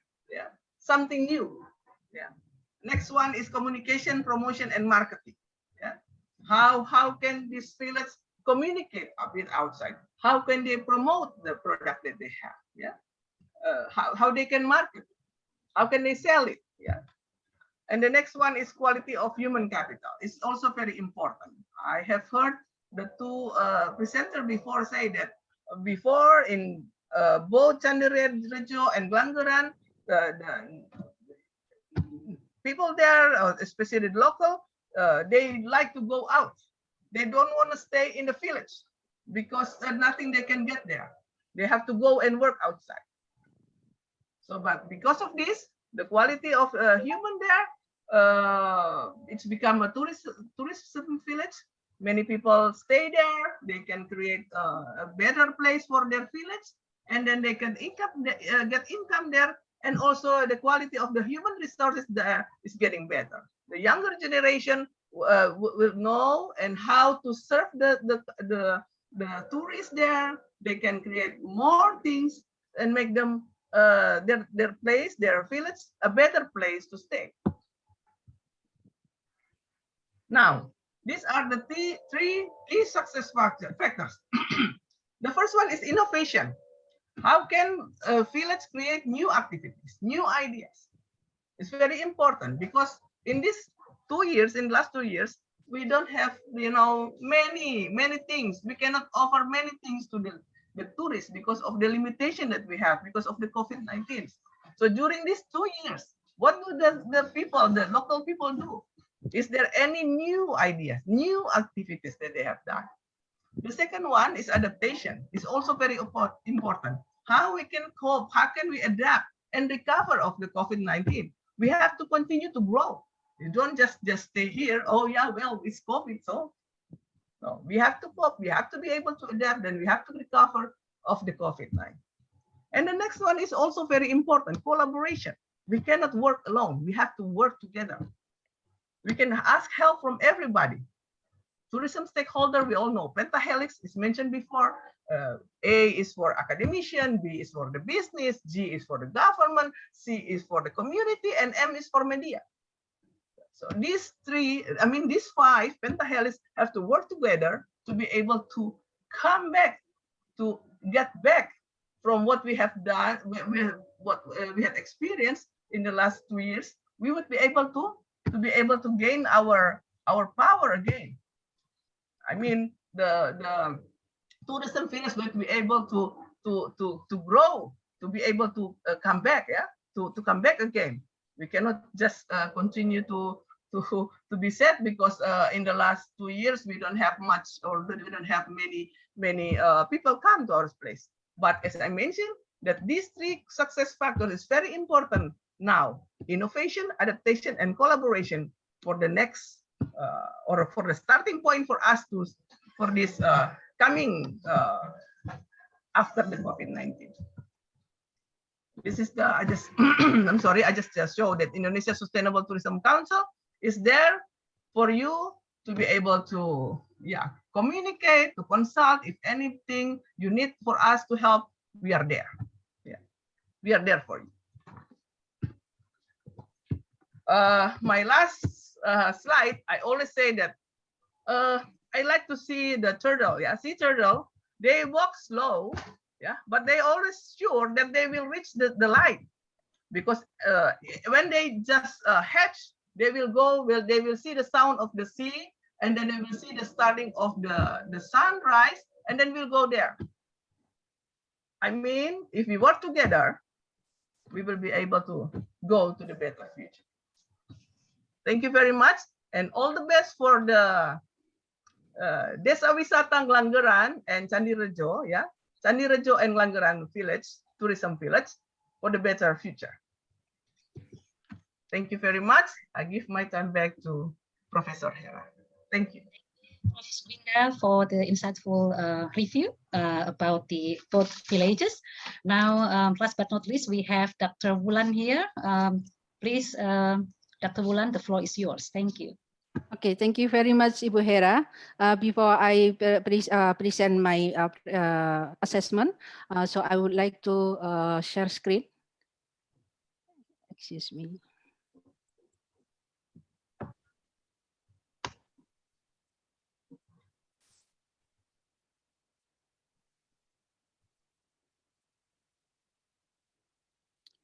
So this is our international webinar today with the title about empowering tourism villages, Desa Wisata, capturing best practices from Indonesia. So I would like to assess from tourism villages, Nglanggeran and Candirejo. So this is my outline about selected tourism villages, tourism concept with 4A, and then uniqueness, CBT, ecotourism, sustainable tourism development by UNWTO, and then government regulation and achievement of those two villages. So I would like to deliver about the similarities and also differences about two villages, Nglanggeran and Candirejo. And then to make much more easier, I would like to make a table for similarities and some differences for those villages.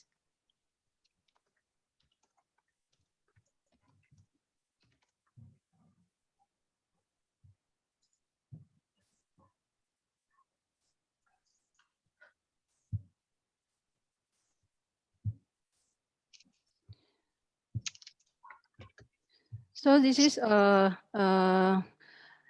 the similarities and some of differences between two tourism villages, Nglanggeran and Candirejo.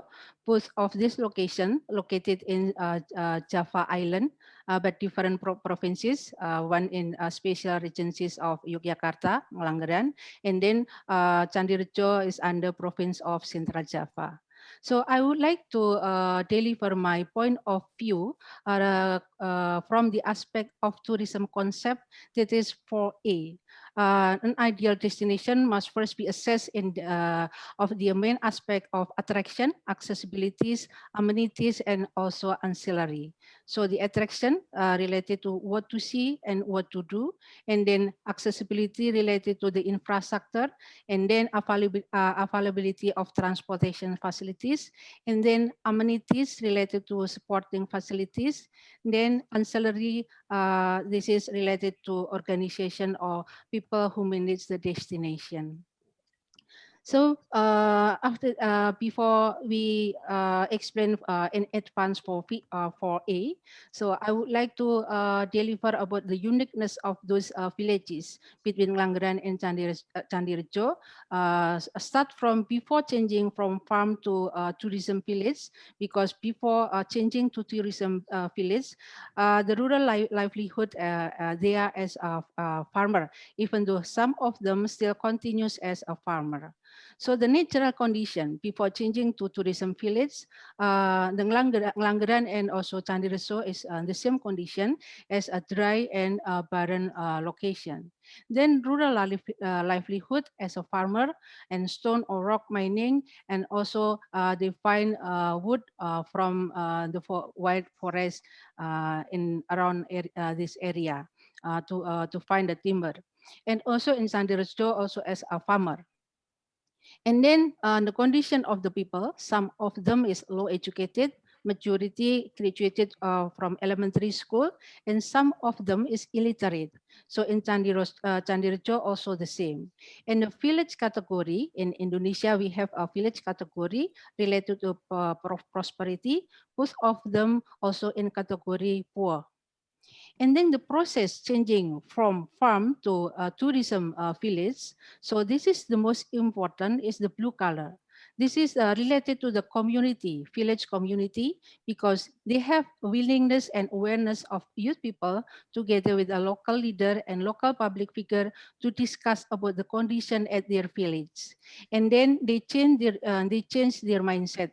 They have high resilience, and then enthusiastic in collaboration, because they have gotong royong collaboration among the people in the community, and also they have good communication. This is the asset of the village, and very important related to the manpower, because if they don't have good communication, of course a lot of misunderstanding, and they don't have built tourism village. And they create teamwork to socialize about tourism village, and Candirejo also the same.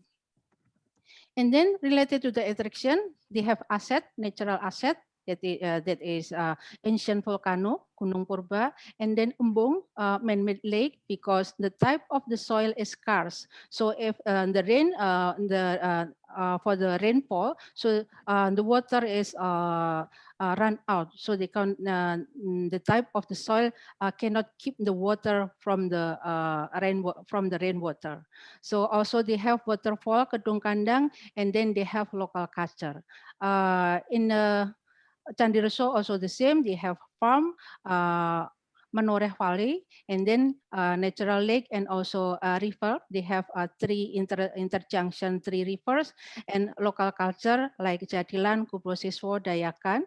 And then this is lucky to Candirejo because this is the benefit close to Borobudur, about 3 kilometers. So the visitors or tourists, they visit to Borobudur, of course, not far to visit Candirejo, only 3 kilometers, and this is with a beautiful view. And then the accessibilities, they have good infrastructure now. They build a con-block road, homestay, traditional restaurant, local food, traditional transportation, or andong. This is quite popular. This is a cart pulled by a horse, and also ancient car. Candirejo also the same with Nglanggeran. And then the amenities, they have cacao. So cacao, they produce the variety of chocolate products.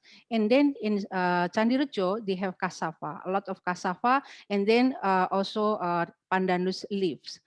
And some of them they have bamboos in some areas. So this is the amenities of this both of these villages. And then the ancillaries, both of them, they have tourism awareness group or community, we call Pok Darwis, and then they have cooperation or cooperation. And then in Nglanggeran, they have Kube, kerja usaha bersama. This is the same with cooperation. So community-based tourism, both of these villages involving all local community. So every part of this tourism aspect, they involve the community and also in a group in their village.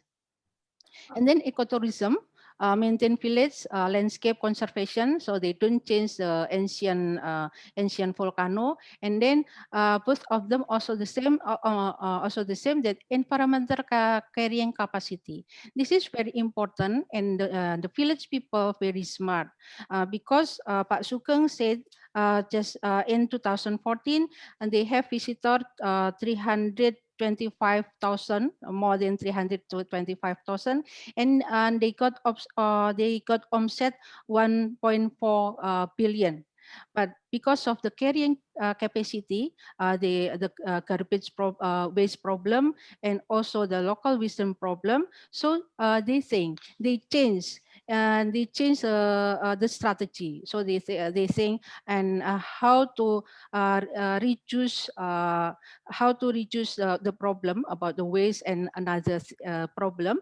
So they change the quality, they change the strategy. What strategy? They reduce the number of tourists, and then they increase the price of the ticket. So the result, a visitor with more than 3,000, they got offset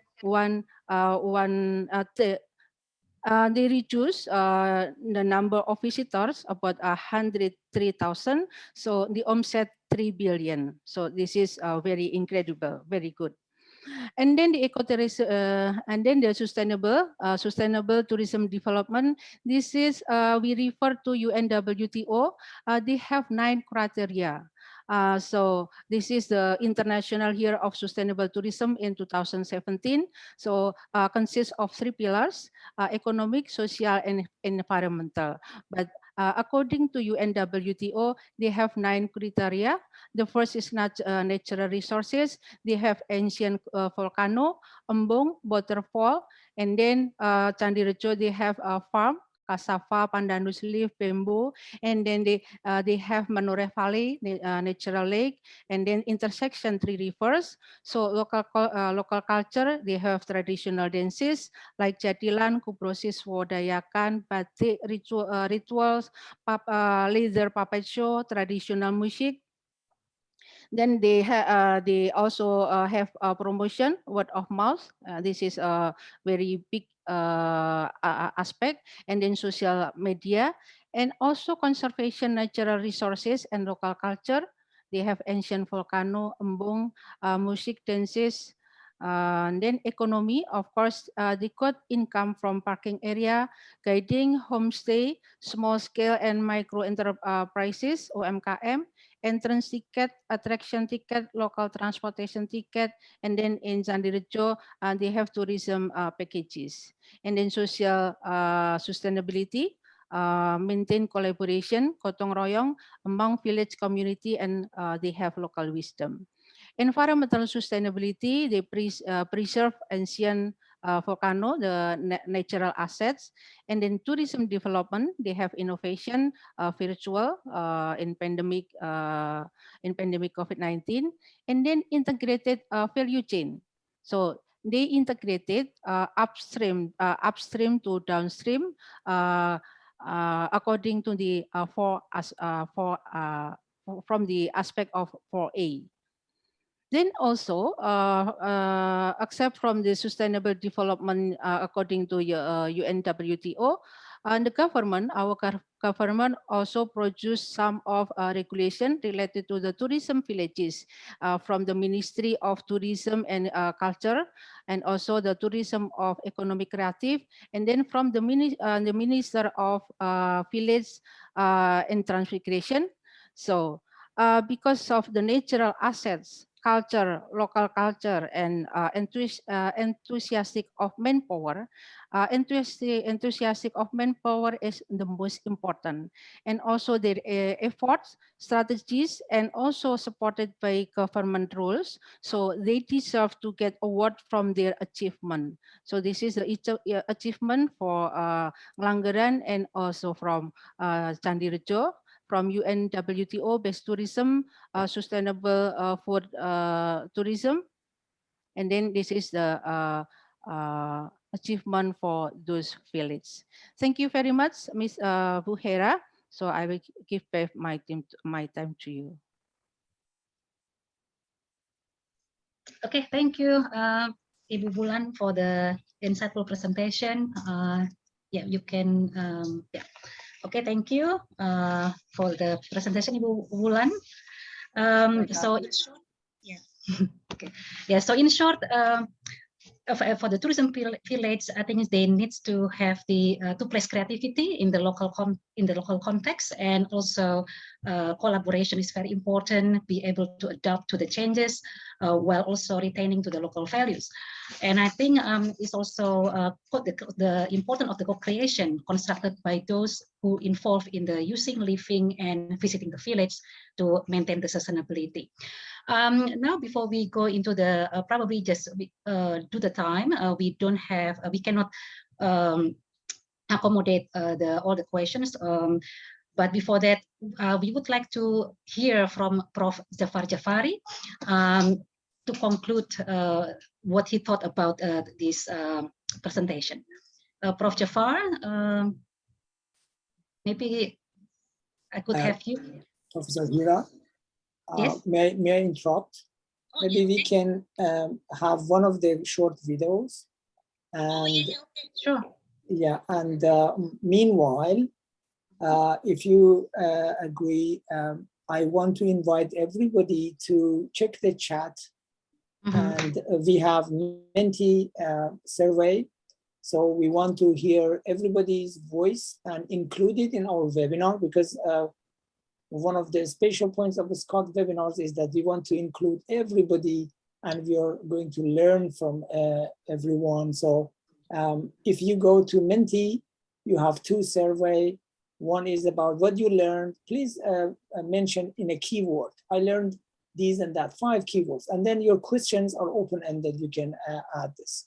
I would like to ask admin to show the first video, please. And while you are watching the video, please write your questions and share your learnings. Please go to Menti as well. Ya, silakan Bapak Ibu untuk pergi ke Menti. Sudah ada di chat, saya tuliskan di situ. Nah, ini video Desa Wisata Nglanggeran.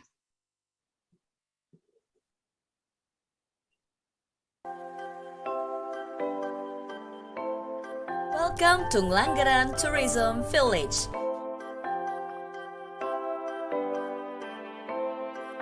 Blessed with beautiful panoramic view and culture, Nglanggeran Tourism Village presents a tourist destination that is highly recommended for tourists. This tourism village is also supported by the hospitality and respect of its villagers. Nglanggeran Tourism Village is located at Patuk District, Gunung Kidul Regency, Yogyakarta. Tourists can reach Nglanggeran Tourism Village by using their vehicle or public transportation with approximate distance around 25 kilometers from Yogyakarta city.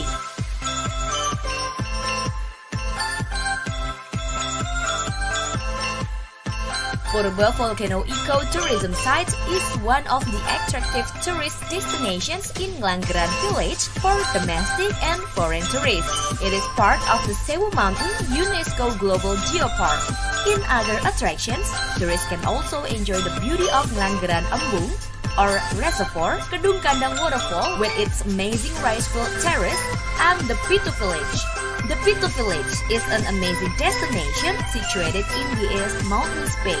It is very unique village because this village can only consist of 7 families. It is forbidden to have more or less than 7 families in Pitu Village. Not only beautiful panoramic view which is presented to tourists, but also cultural customs and traditions are other attractions that tourists can learn in Nglanggeran Tourism Village.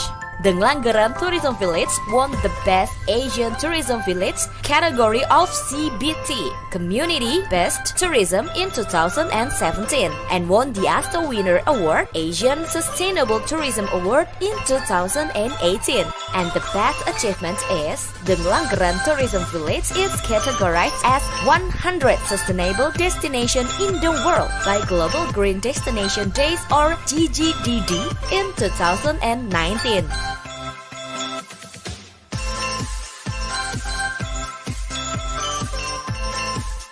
Not only enjoying the beauty scenery, one of attractive programs of Nglanggeran Tourism Village is Live In. This program invites tourists to stay at homestay, and they are encouraged to interact with community and environment directly.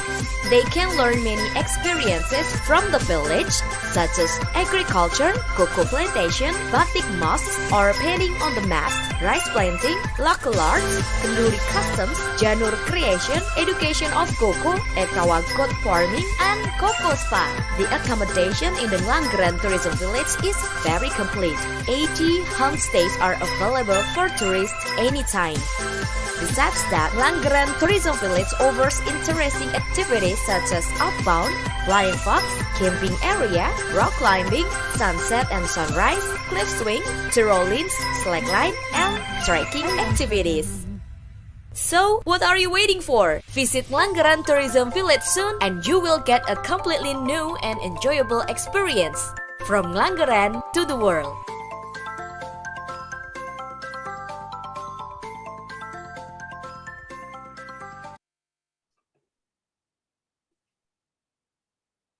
Okay, thank you for the video. It is a very interesting video of Nglanggeran. I'd like to visit there one day if I can go back to Indonesia. So I think Prof. Kazim, we move on to Prof. Yes. Jafar. We are going to learn from Jafar, but there's something that I want Jafar also see before we listen to his valuable conclusion remark. And this is what so far we got from the panel, from the audience. We have more than 150 people here, and they shared what they learned with us so far. As you can see, the most repeated one is sustainable tourism. And there are many bahasa words that I can't read, but you can maybe share with us here later. And also, I would like to ask people in the webinar to continue writing their valuable words. So we are also collecting their questions, and we are going to summarize them and ask at the end. Yes, Professor Jafar. Thank you very much, Dr. Hero, Dr. Kazim. The way you phrase my contribution as if this is going to be the highlight. The highlight is already behind us. We had wonderful presentations, truly impressive, truly comprehensive. You know, many people think that villages are simple, and if indeed they are simple, but we saw the sophistication in planning and development, which we do not see in many places. It's really impressive. Comprehensive programs that brings operation and everything together. This was very interesting to me. I honestly learned a lot as how to put things put together. I sense that the plan is and the outcome is that tourism is for all. Everybody is going to benefit from it. The host, the guest, and the industry. And this integration is not everywhere. In many destinations, it's missing. Empowerment was shining throughout, empowerment of the local population was shining throughout the presentations. Wonderful sense of ownership. I could see that the sense of ownership was there. The people had, it was their tourism industry. It was their tourism village. I was impressed with the fact that local foods and cuisine, dances and music are featured in the way that they were, and they really are in the heart of village tourism. Very impressive integration. Another thing that really impressed me was the fact that there is the villages that we experienced have a preservation plan, and the preservation is just both for nature and culture. This is extremely important. Sometimes they just do the nature, but the culture is more sensitive than nature. We may pollute, as I was mentioning in a different webinar, we may pollute a lake, but then we can clean it again. It's possible. It's possible to give birth to a lake again. But when the culture is ruined, it's impossible to get it back. Impossible to get it back. So it's extremely important to concentrate on the culture and its rhythm. I was also impressed that our monitoring system in these tourism villages. It's just not, they're not just doing it, they're monitoring their own operation and their own deliveries. Another thing that was mentioned, but briefly, I was hoping that I would get more of it, is the sense of authenticity. Authenticity of experience in tourism villages is very important. Authenticity is something which is lost in big cities. Do you see much of authenticity in Jakarta or Tokyo or New York or Chicago? It's a blend of everything. But the real authenticity, simplistic authenticity, historical authenticity, you find them in the villages. And that is why people like to go to tourism villages. Youth was mentioned a few times, and I'm sure you have dealt with it. The problem in the rural communities, in the villages, is that the youth go away. They go to bigger cities for better opportunities. And I sense that your village plan, tourism village plan, is able to hold on to the youth. This is extremely important. This reminds me of many talks that Dr. Kazim, you made regarding Japan. that the youth are just running away from the village, and suddenly the village is left with a few older people. And now the attempt in Japan is, Dr. Kazem knows better than I do, I'm learning from him. The attempt in Japan is to do something so that the youth come back to the villages that they left behind. And I sense that this is in your package. Co-production was also a co-production of the local people, and the tourists was also present in your presentation. Apparent pride that the local people have in their village was also present. You did not talk about it, but I could sense it, that the people are proud of who they are and what they have. I was also impressed to see that when facing the problem of COVID-19, you came up with virtual tourism. Fantastic. I mean, great. Life has to move on. Another thing that I heard, and I was very impressed, was the wisdom of limiting tourism growth. In many places, more is better. But in villages, there's certain capacity. And we should not go beyond that natural capacity, but particularly cultural capacity. Well, you know, I know Malaysia is predominantly a Muslim country. Indonesia is a predominantly Muslim country. And these villages have their own very conservative situations, and many of them are closed villages. They are not really open.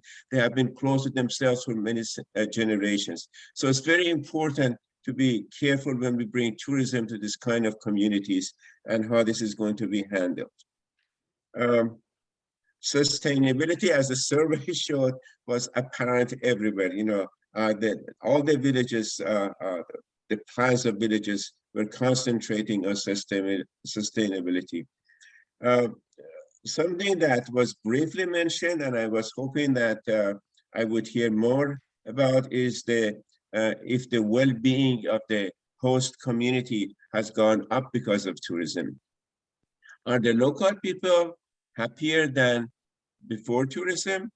Are they happier as the time moves on? So I hope they have measurements, you have instrument to measure the happiness of the local population and see how this is, in which way it is going. Is it going to the positive direction year after year, or the level of happiness and well-being is going down? If it is going down, this is a failing situation. You know, why do we do tourism? We do tourism to benefit local people, not just economics, benefit in the larger sense. And I hope many people would watch this is being taped, recorded, this video. Other people from other countries would watch these videos later on, and you gave us some good models, and that could be not copied, but used in order to do similar things. The principles that you have can be hijacked and taken somewhere else. But what you have done is Indonesian, and it stays in Indonesia. Each country has its own culture, its own situation. And a huge contrast that I found between these presentations and the big destinations is in your presentations, there was a little was said about marketing and advertisement. We are spending that percentage of our budget on marketing, that percent. And if you listen to the presentation of big destinations, always about marketing, promotion. What do we do to expand the length of a stay? What do we do to expand the per capita expenditure of the tourists? This is really all the things that the big destinations are talking about. And I didn't hear too much of it. A little of that I heard in your presentation. So I'm saying that in the positive sense, that it's not a business for the sake of business. It's a business in order to make the life of the tourism village people village, people who are residing in the village, to make their lives better. And this is extremely important. So I learned a lot. Today there were many lessons that I got from your presentations, and the audience did for sure. And I would like to express my thanks to Hira, who put this many of knowledge together, these presentations together, well coordinated, well integrated, that all the presentations were talking to each other. They were independent, but they were connected in many, many ways. And thanks to Kazem, who makes everything possible for us. Thank you, Jafar, and for your beautiful conclusion remark, as expected. And I am really thankful to all of these panelists and Hira for her beautiful organization of this harmonious talk. So I'm still learning. I've been working with rural Japan, let's say Philippines and other countries in the region. I've been working with rural in the Middle East and the Europe also. And what I can maybe add from my thought is that I learned that the classifications of developing and developed is not for countries. I think it's for human resource. Within developing countries, we can have developed human resource. And the lessons that you shared today about the innovation, adaptation, and collaboration is exactly what we need to share, and we need to learn from each other. So you talked about the quality tourism and product development. We have a lot of resources in many rural areas that are not used. They are not really taught in a way of quality tourism. Sometimes numbers really doesn't matter. The quality matters.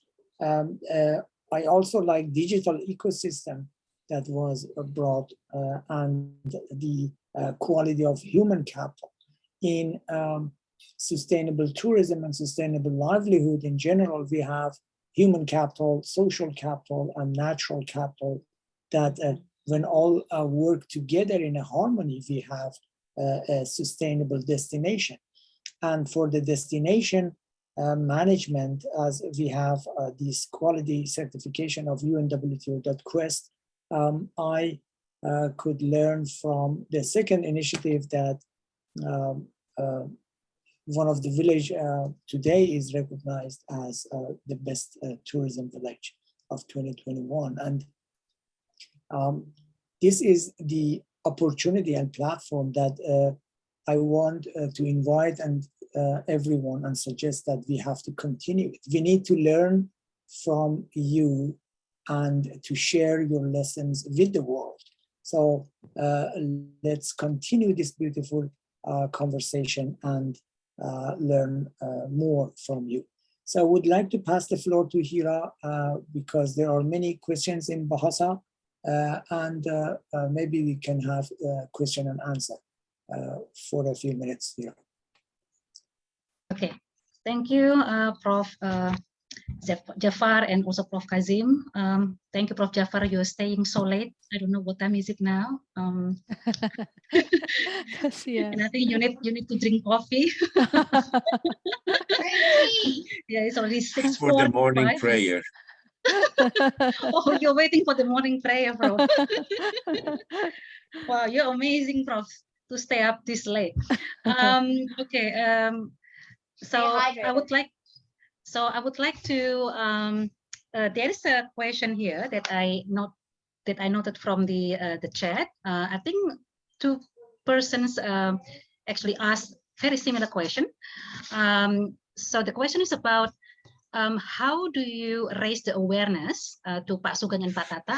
How do you raise the awareness of the local community to transform the village, becoming the tourism destination, becoming the tourism village? So how do you raise awareness and how do you motivate the local people. Yeah, thank you. So please, Pak Sugeng or Pak Tata, you would like to answer that question?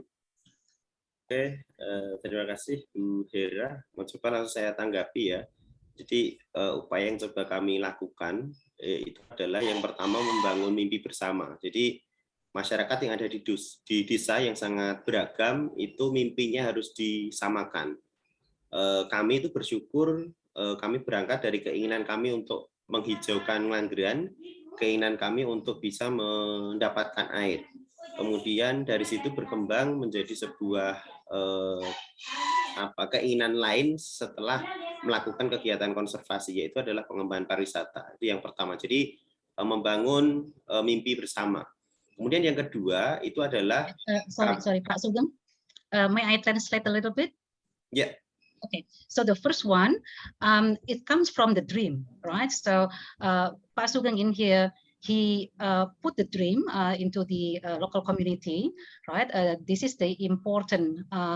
Actually, it was started from the getting the water, ya Pak, the clean water, isn't it? Yeah, because Gunung Kidul area is known to be very scarce with the water resources. So Pak Sugeng in here encouraged the people, let's develop something with the water, right? I think the lake is also actually man-made, isn't it, Pak Sugeng? Yeah. Yeah, the lake. Yeah, okay. Yeah, please, Pak Sugeng. Ya, yang selanjutnya itu adalah kami mencoba memegang tokoh kunci. Jadi di desa itu punya tokoh kunci yang mereka sangat berpengaruh untuk bisa mengajak dan istilahnya menggerakkan masyarakat. Kemudian yang terakhir itu adalah kami berupaya menuang ide kami kepada masyarakat. Jadi tidak menyuruh mereka untuk melaksanakan ide kami karena kebetulan yang menggerakkan adalah teman-teman pemuda. Kemudian yang terakhir menjadikan satu pemuda sebagai satu virus perubahan dalam satu rumah tangga, sehingga ketika yang mengajak itu adalah anaknya, itu biasanya kedua orang tuanya akan mengikuti. Demikian Bu Hera, semoga bisa menjawab. Okay, thank you Pak Sugeng. So another one is about having the participation with local government, right, Pak Sugeng? Yeah. Yeah. So in here, the village try to engage with the government to help with the putting the awareness to the local community. And then it's also very interesting to empower the youth, right? So actually you use the youth in the village to motivate the others to implement ideas, right? So it seems like the youth in Nglanggeran has a very powerful impact in developing the awareness of the community, okay, for the community development. Yeah. Yeah, is that okay, Pak Sugeng? Ya, menambahkan yang tadi tidak hanya ke tokoh kunci itu tidak hanya pemerintah lokal, tapi kalau di desa itu ada juru kunci, kemudian bahkan preman pun ada tokoh kuncinya. Jadi orang yang memiliki pengaruh untuk bisa mempengaruhi komunitasnya. Demikian Bu Ira. Oh, okay. So this is also very important, not only just the government, but also to involve or to have the communication with the key persons in the village. So the key person can be from the various background. So not only just the government, but from other background. For example, like the leader, the village leader, and then not only just the formal leader, but also informal leader, because informal leader can be a great influencer to influence the people to create awareness and acknowledgement that it is very important to develop the village to becoming the attraction and then tourist destination to gain revenue for the local community. So it's from community to community. Okay, thank you, Pak Sugeng. Pak Tata, you want to answer that question as well? Iya. Bagaimana? Ya. Nah, baik. Ini untuk kami ini sangat prihatin sekali Bu pada waktu itu di 1996. kami berada dekat Candi Borobudur, tapi kami kok tidak merasakan dampak dari adanya Candi Borobudur. Nah, bahkan desa kami dari 20 desa ini boleh dikatakan di ranking ke-17 dari pendapatan secara ekonominya seperti itu. Nah, kami sangat ini bareng-bareng ya, satu tadi dekat Candi Borobudur, kedua kami dilalui melalui jalur alternatif ya dari Yogyakarta ke Candi Borobudur, dan juga yang ketiga kami masyarakat yang berkeinginan pengen maju gitu. Nah, salah satunya dengan kita melalui membuka desa wisata ini. Nah, jadi berkaitan dengan tadi Ibu, dari kami memang bersama-sama ya, kami bersama-sama dengan pemerintah desa ya, pada waktu itu kita terus melakukan sosialisasi kepada masyarakat bahwa untuk meningkatkan pendapatan masyarakat ini salah satunya dengan cara yaitu membuka sebuah desa wisata gitu. Nah, ini kami bareng-bareng dengan pemerintah desa, tokoh masyarakat, kita duduk bareng untuk mensusun visi-misi dan juga menyampaikan perencanaan ini bagaimana ke depan kami untuk melakukan menjadi sebuah desa wisata. Nah, dari hal ini kami memang prosesnya sangat panjang. Jadi kami sangat panjang dan untuk mempersiapkan tadi mulai dari sosialisasi, perencanaan, penggalian potensi, dan juga penyiapan SDM kurang lebih kami 7 tahun. Jadi kita memetakan potensi dari masing-masing, misalnya tadi ketemu ada dari pelaku, ada pemilik dokar, ada kesenian, ada pertanian, terus kita dukungan dan juga untuk menciptakan homestay. Nah, ini kami perlu belajar, ya. Kami perlu kita siapkan dulu. Jadi setelah kami siap, kami baru melakukan launching, ya. Kita siap untuk menjadi sebuah desa wisata.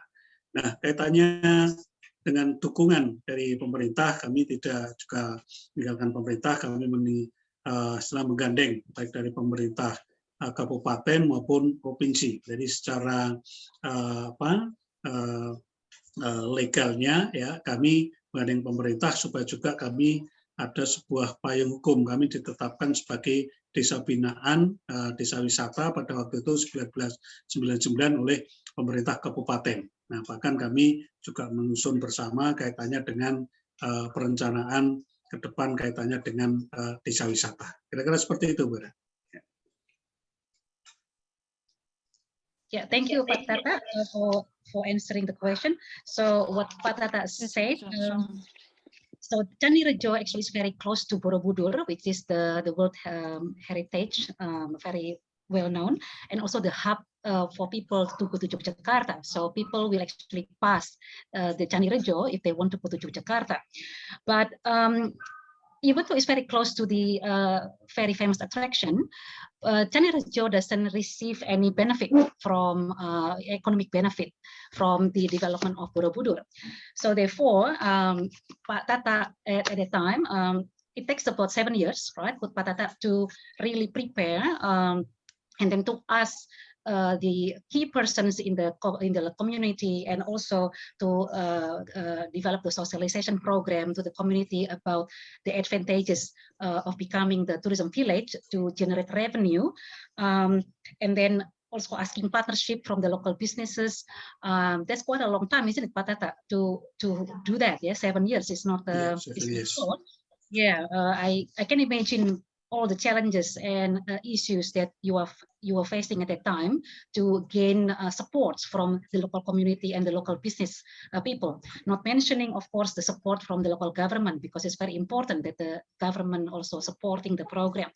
I think it's a very great, Pak Tata. The effort is a really hard working that you did to develop Candirejo, and now.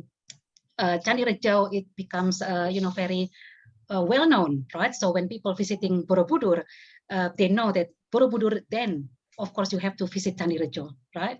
So it's becoming like a twin attraction. So if you visit Borobudur, visit Candirejo. Yes. One package. Yeah, so 2-in-1 package. Okay, thank you, Pak Tata. Yeah. Yeah, do you want to add, Pak Tata, or? Prof. Kazim, do we still have time to have one more question, or? Actually, we are. I can see still 140 people are here, and yeah, they are interested in your talk. And actually, we are 25 minutes beyond our time, but it's fine. It's fine. I think people are willing to hear, so please continue. Okay, all right. Yeah, thank you, Prof. Kazim. Yeah, and then there's some question as well from the participant if the presentation can be shared for the participants. Okay, let me. The presentation materials. You mean the questions to be shared? The presentation from the presenters. Yeah, they still can share it. What I can share is the questions itself. Oh, okay, all right.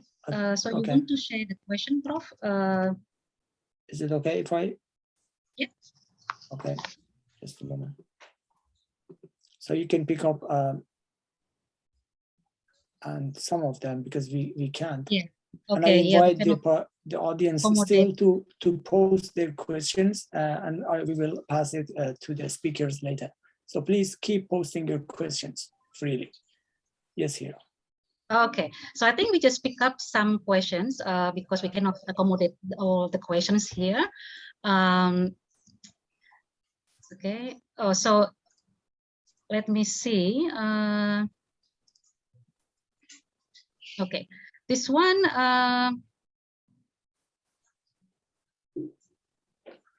During and after this pandemic, is there any strategies utilized by Nglanggeran and Candirejo to attract visitor while protecting locals?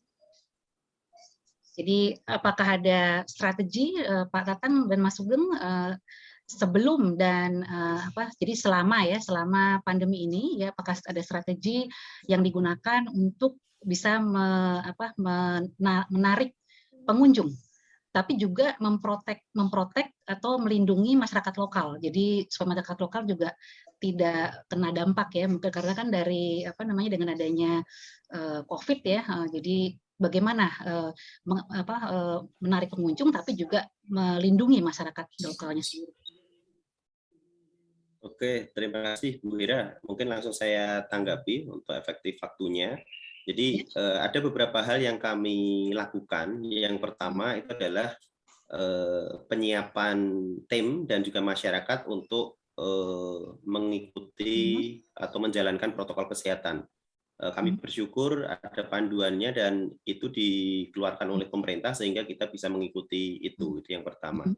Yang kedua yang coba kami lakukan itu adalah melakukan persiapan juga terkait sarana prasarana penunjang, termasuk berupaya untuk bisa melakukan komunikasi dengan tamu yang datang itu dipastikan mereka menyesuaikan dengan kondisi terkini. Contohnya dengan rombongan yang tidak terlalu besar untuk bisa disebar atau jaga jarak di Nglanggeran. Kemudian yang ketiga itu salah satunya adalah penggunaan teknologi dengan virtual tour. Itu awal-awal sangat efektif karena untuk mengobati rasa kangen orang yang mau berwisata ke Nglanggeran. Jadi itu tiga hal yang kami lakukan. Kemudian yang terakhir itu adalah kami mencoba membuat paket wisata yang menyesuaikan dengan kondisi terkini, yaitu dengan rombongan yang lebih kecil, kemudian wellness tourism itu kita kembangkan, termasuk atraksi dan makanan sehat itu kita berikan sehingga orang akan tertarik untuk tetap datang ke Nglanggeran dengan komunitas yang lebih kecil. Demikian Bu Ira dari saya. Mas Sugeng, so it's to anticipate, right? Because of during the COVID, to attract the visitors. So of course, besides following the health protocol, which is commonly done in all the destination, you also keep the visitors informed, right? You keep the visitors informed, and you did the virtual tour, and then you attract not a big group of visitors, but you focusing on the small group, right? On the small group, and so you can have more interaction, but also it is easier to manage, right? To manage the visitors by having the small group rather than the bigger group. Okay, thank you, Pak Mas Sugeng. And then, oh, okay, this one there is. This is about market segment. Do you have like a specific market segment? Apakah ada market pasar tertentu nggak, Pak Tata dan Mas Sugeng, untuk desa wisata? Ada yang khusus atau semua gitu? Kalau segmen khusus sebenarnya sebelum pandemi itu lebih banyak ke rombongan sekolah ya, karena program live in itu ada itu yang utama. Kemudian yang kedua keluarga, itu juga menjadi satu segmen. Intinya adalah orang yang tidak berasal dari desa karena mereka tertarik untuk atraksi dan interaksi dengan masyarakat di desa. Di saat pandemi ini kami juga mencoba mentarget segmen itu yang keluarga. Kemudian biasanya yang sudah berani keluar itu adalah anak-anak muda. Dia lebih punya tantangan untuk bisa jalan. Kemudian yang ketiga itu adalah justru saat ini yang banyak datang ke tempat kami adalah kunjungan studi banding. Jadi di 2021 akhir dengan dinobatkannya Desa Nglanggeran menjadi salah satu desa wisata yang baik, kira-kira seperti itu membuat pemerintah dan komunitas desa itu banyak yang berkegiatan datang ke Nglanggeran. Itu Bu Ira dari saya. Oke, thank you. And then mungkin Pak Tata untuk pangsa pasar market segmennya Pak?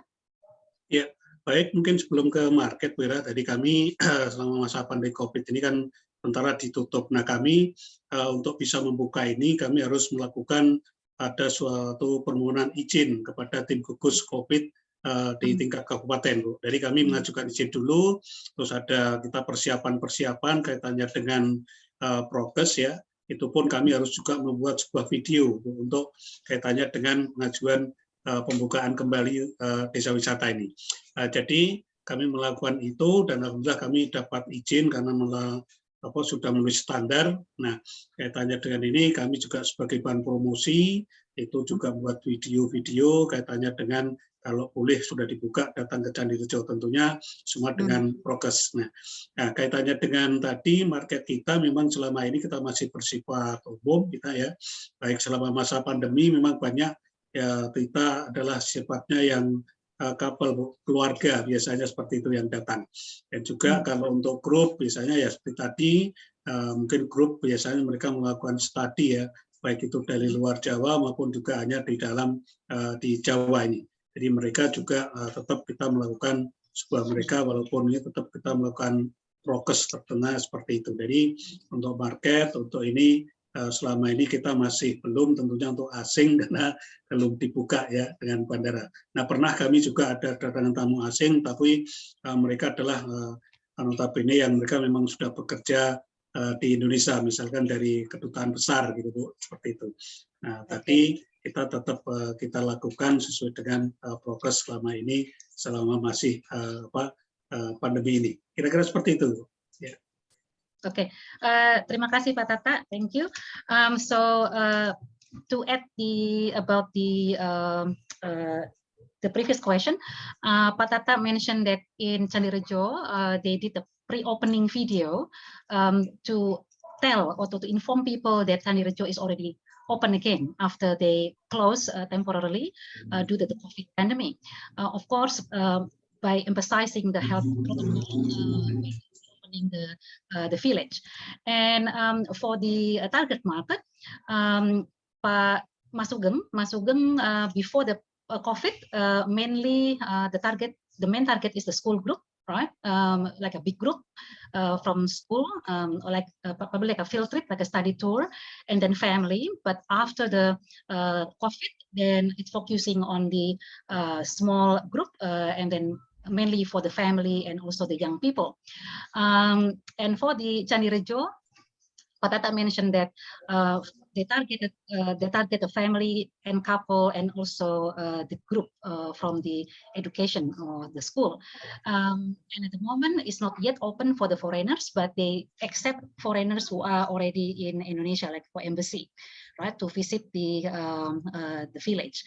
Okay, hopefully we can all visit the beautiful Nglanggeran and Candirejo. I would like to go there as well. And I think we can end the session. I think Prof. Kazim, I think we limit the questions, so we can have we can let Prof. Jafar to go to sleep.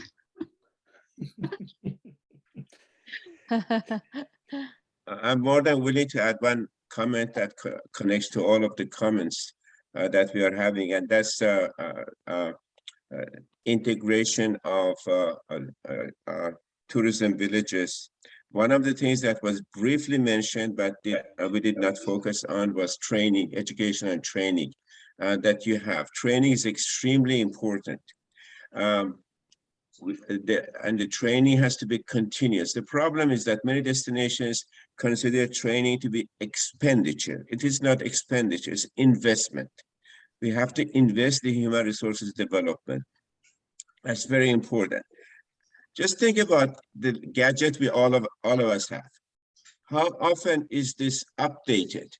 It's updated constantly. Many times you and I do not know that. It's being updated. The laptop that you're using is constantly updated. Well, the human resources of tourism needs to be also updated all the time, particularly now that we are going out of a transition called COVID back to the reality. To what extent we are offering training now for the returning tourists who have different mindset, different ideas, different attitude. That training is going to be extremely difficult. It's not just operational, but also mental. We have to teach them about empathy. People, the workers, employees need to empathize with the tourists. They need to empathize with co-workers. They need to empathize with the host community.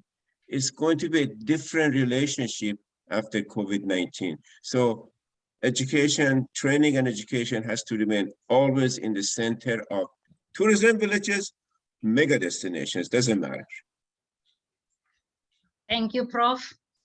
Thank you so much. Okay, so Prof. Kazim, yeah. Thank you, Hira, and your team. We definitely are going to invite you to the stage again and learn from your experiences and to share it with the world. I got a lot of questions about the SCOT itself and the video, as mentioned by admin in the chat. Please visit our YouTube channel. Let me share it here, and you can find us and all our videos here. If you go to the videos, you see all SCOT videos in the past for free, and you can share it with your friends and use it in your classes as a case study or whatever. Just subscribe and stay tuned. We are more than happy to share what we have produced with all the world and through you. So this is one message from Scott admin, and I think I answered some of the questions in the chat regarding to this. And we are almost an hour more than the time that we planned, and still I see 130 people here, which means that Hira, your job is not finished, it's just started. So people want you, and we are here all to serve you again and continue this beautiful discussion. Thank you very much. Thanks all of you, and we are looking forward to see you again in Scott. Thank you. Thank you. Thank you. Thank you very much, Prof. Jafar Jafari. Thank you, Prof. Kasem. Thank you, Bu Hera. Thank you. Thank you, Pak Thank Desa, you. Prof. Kazim.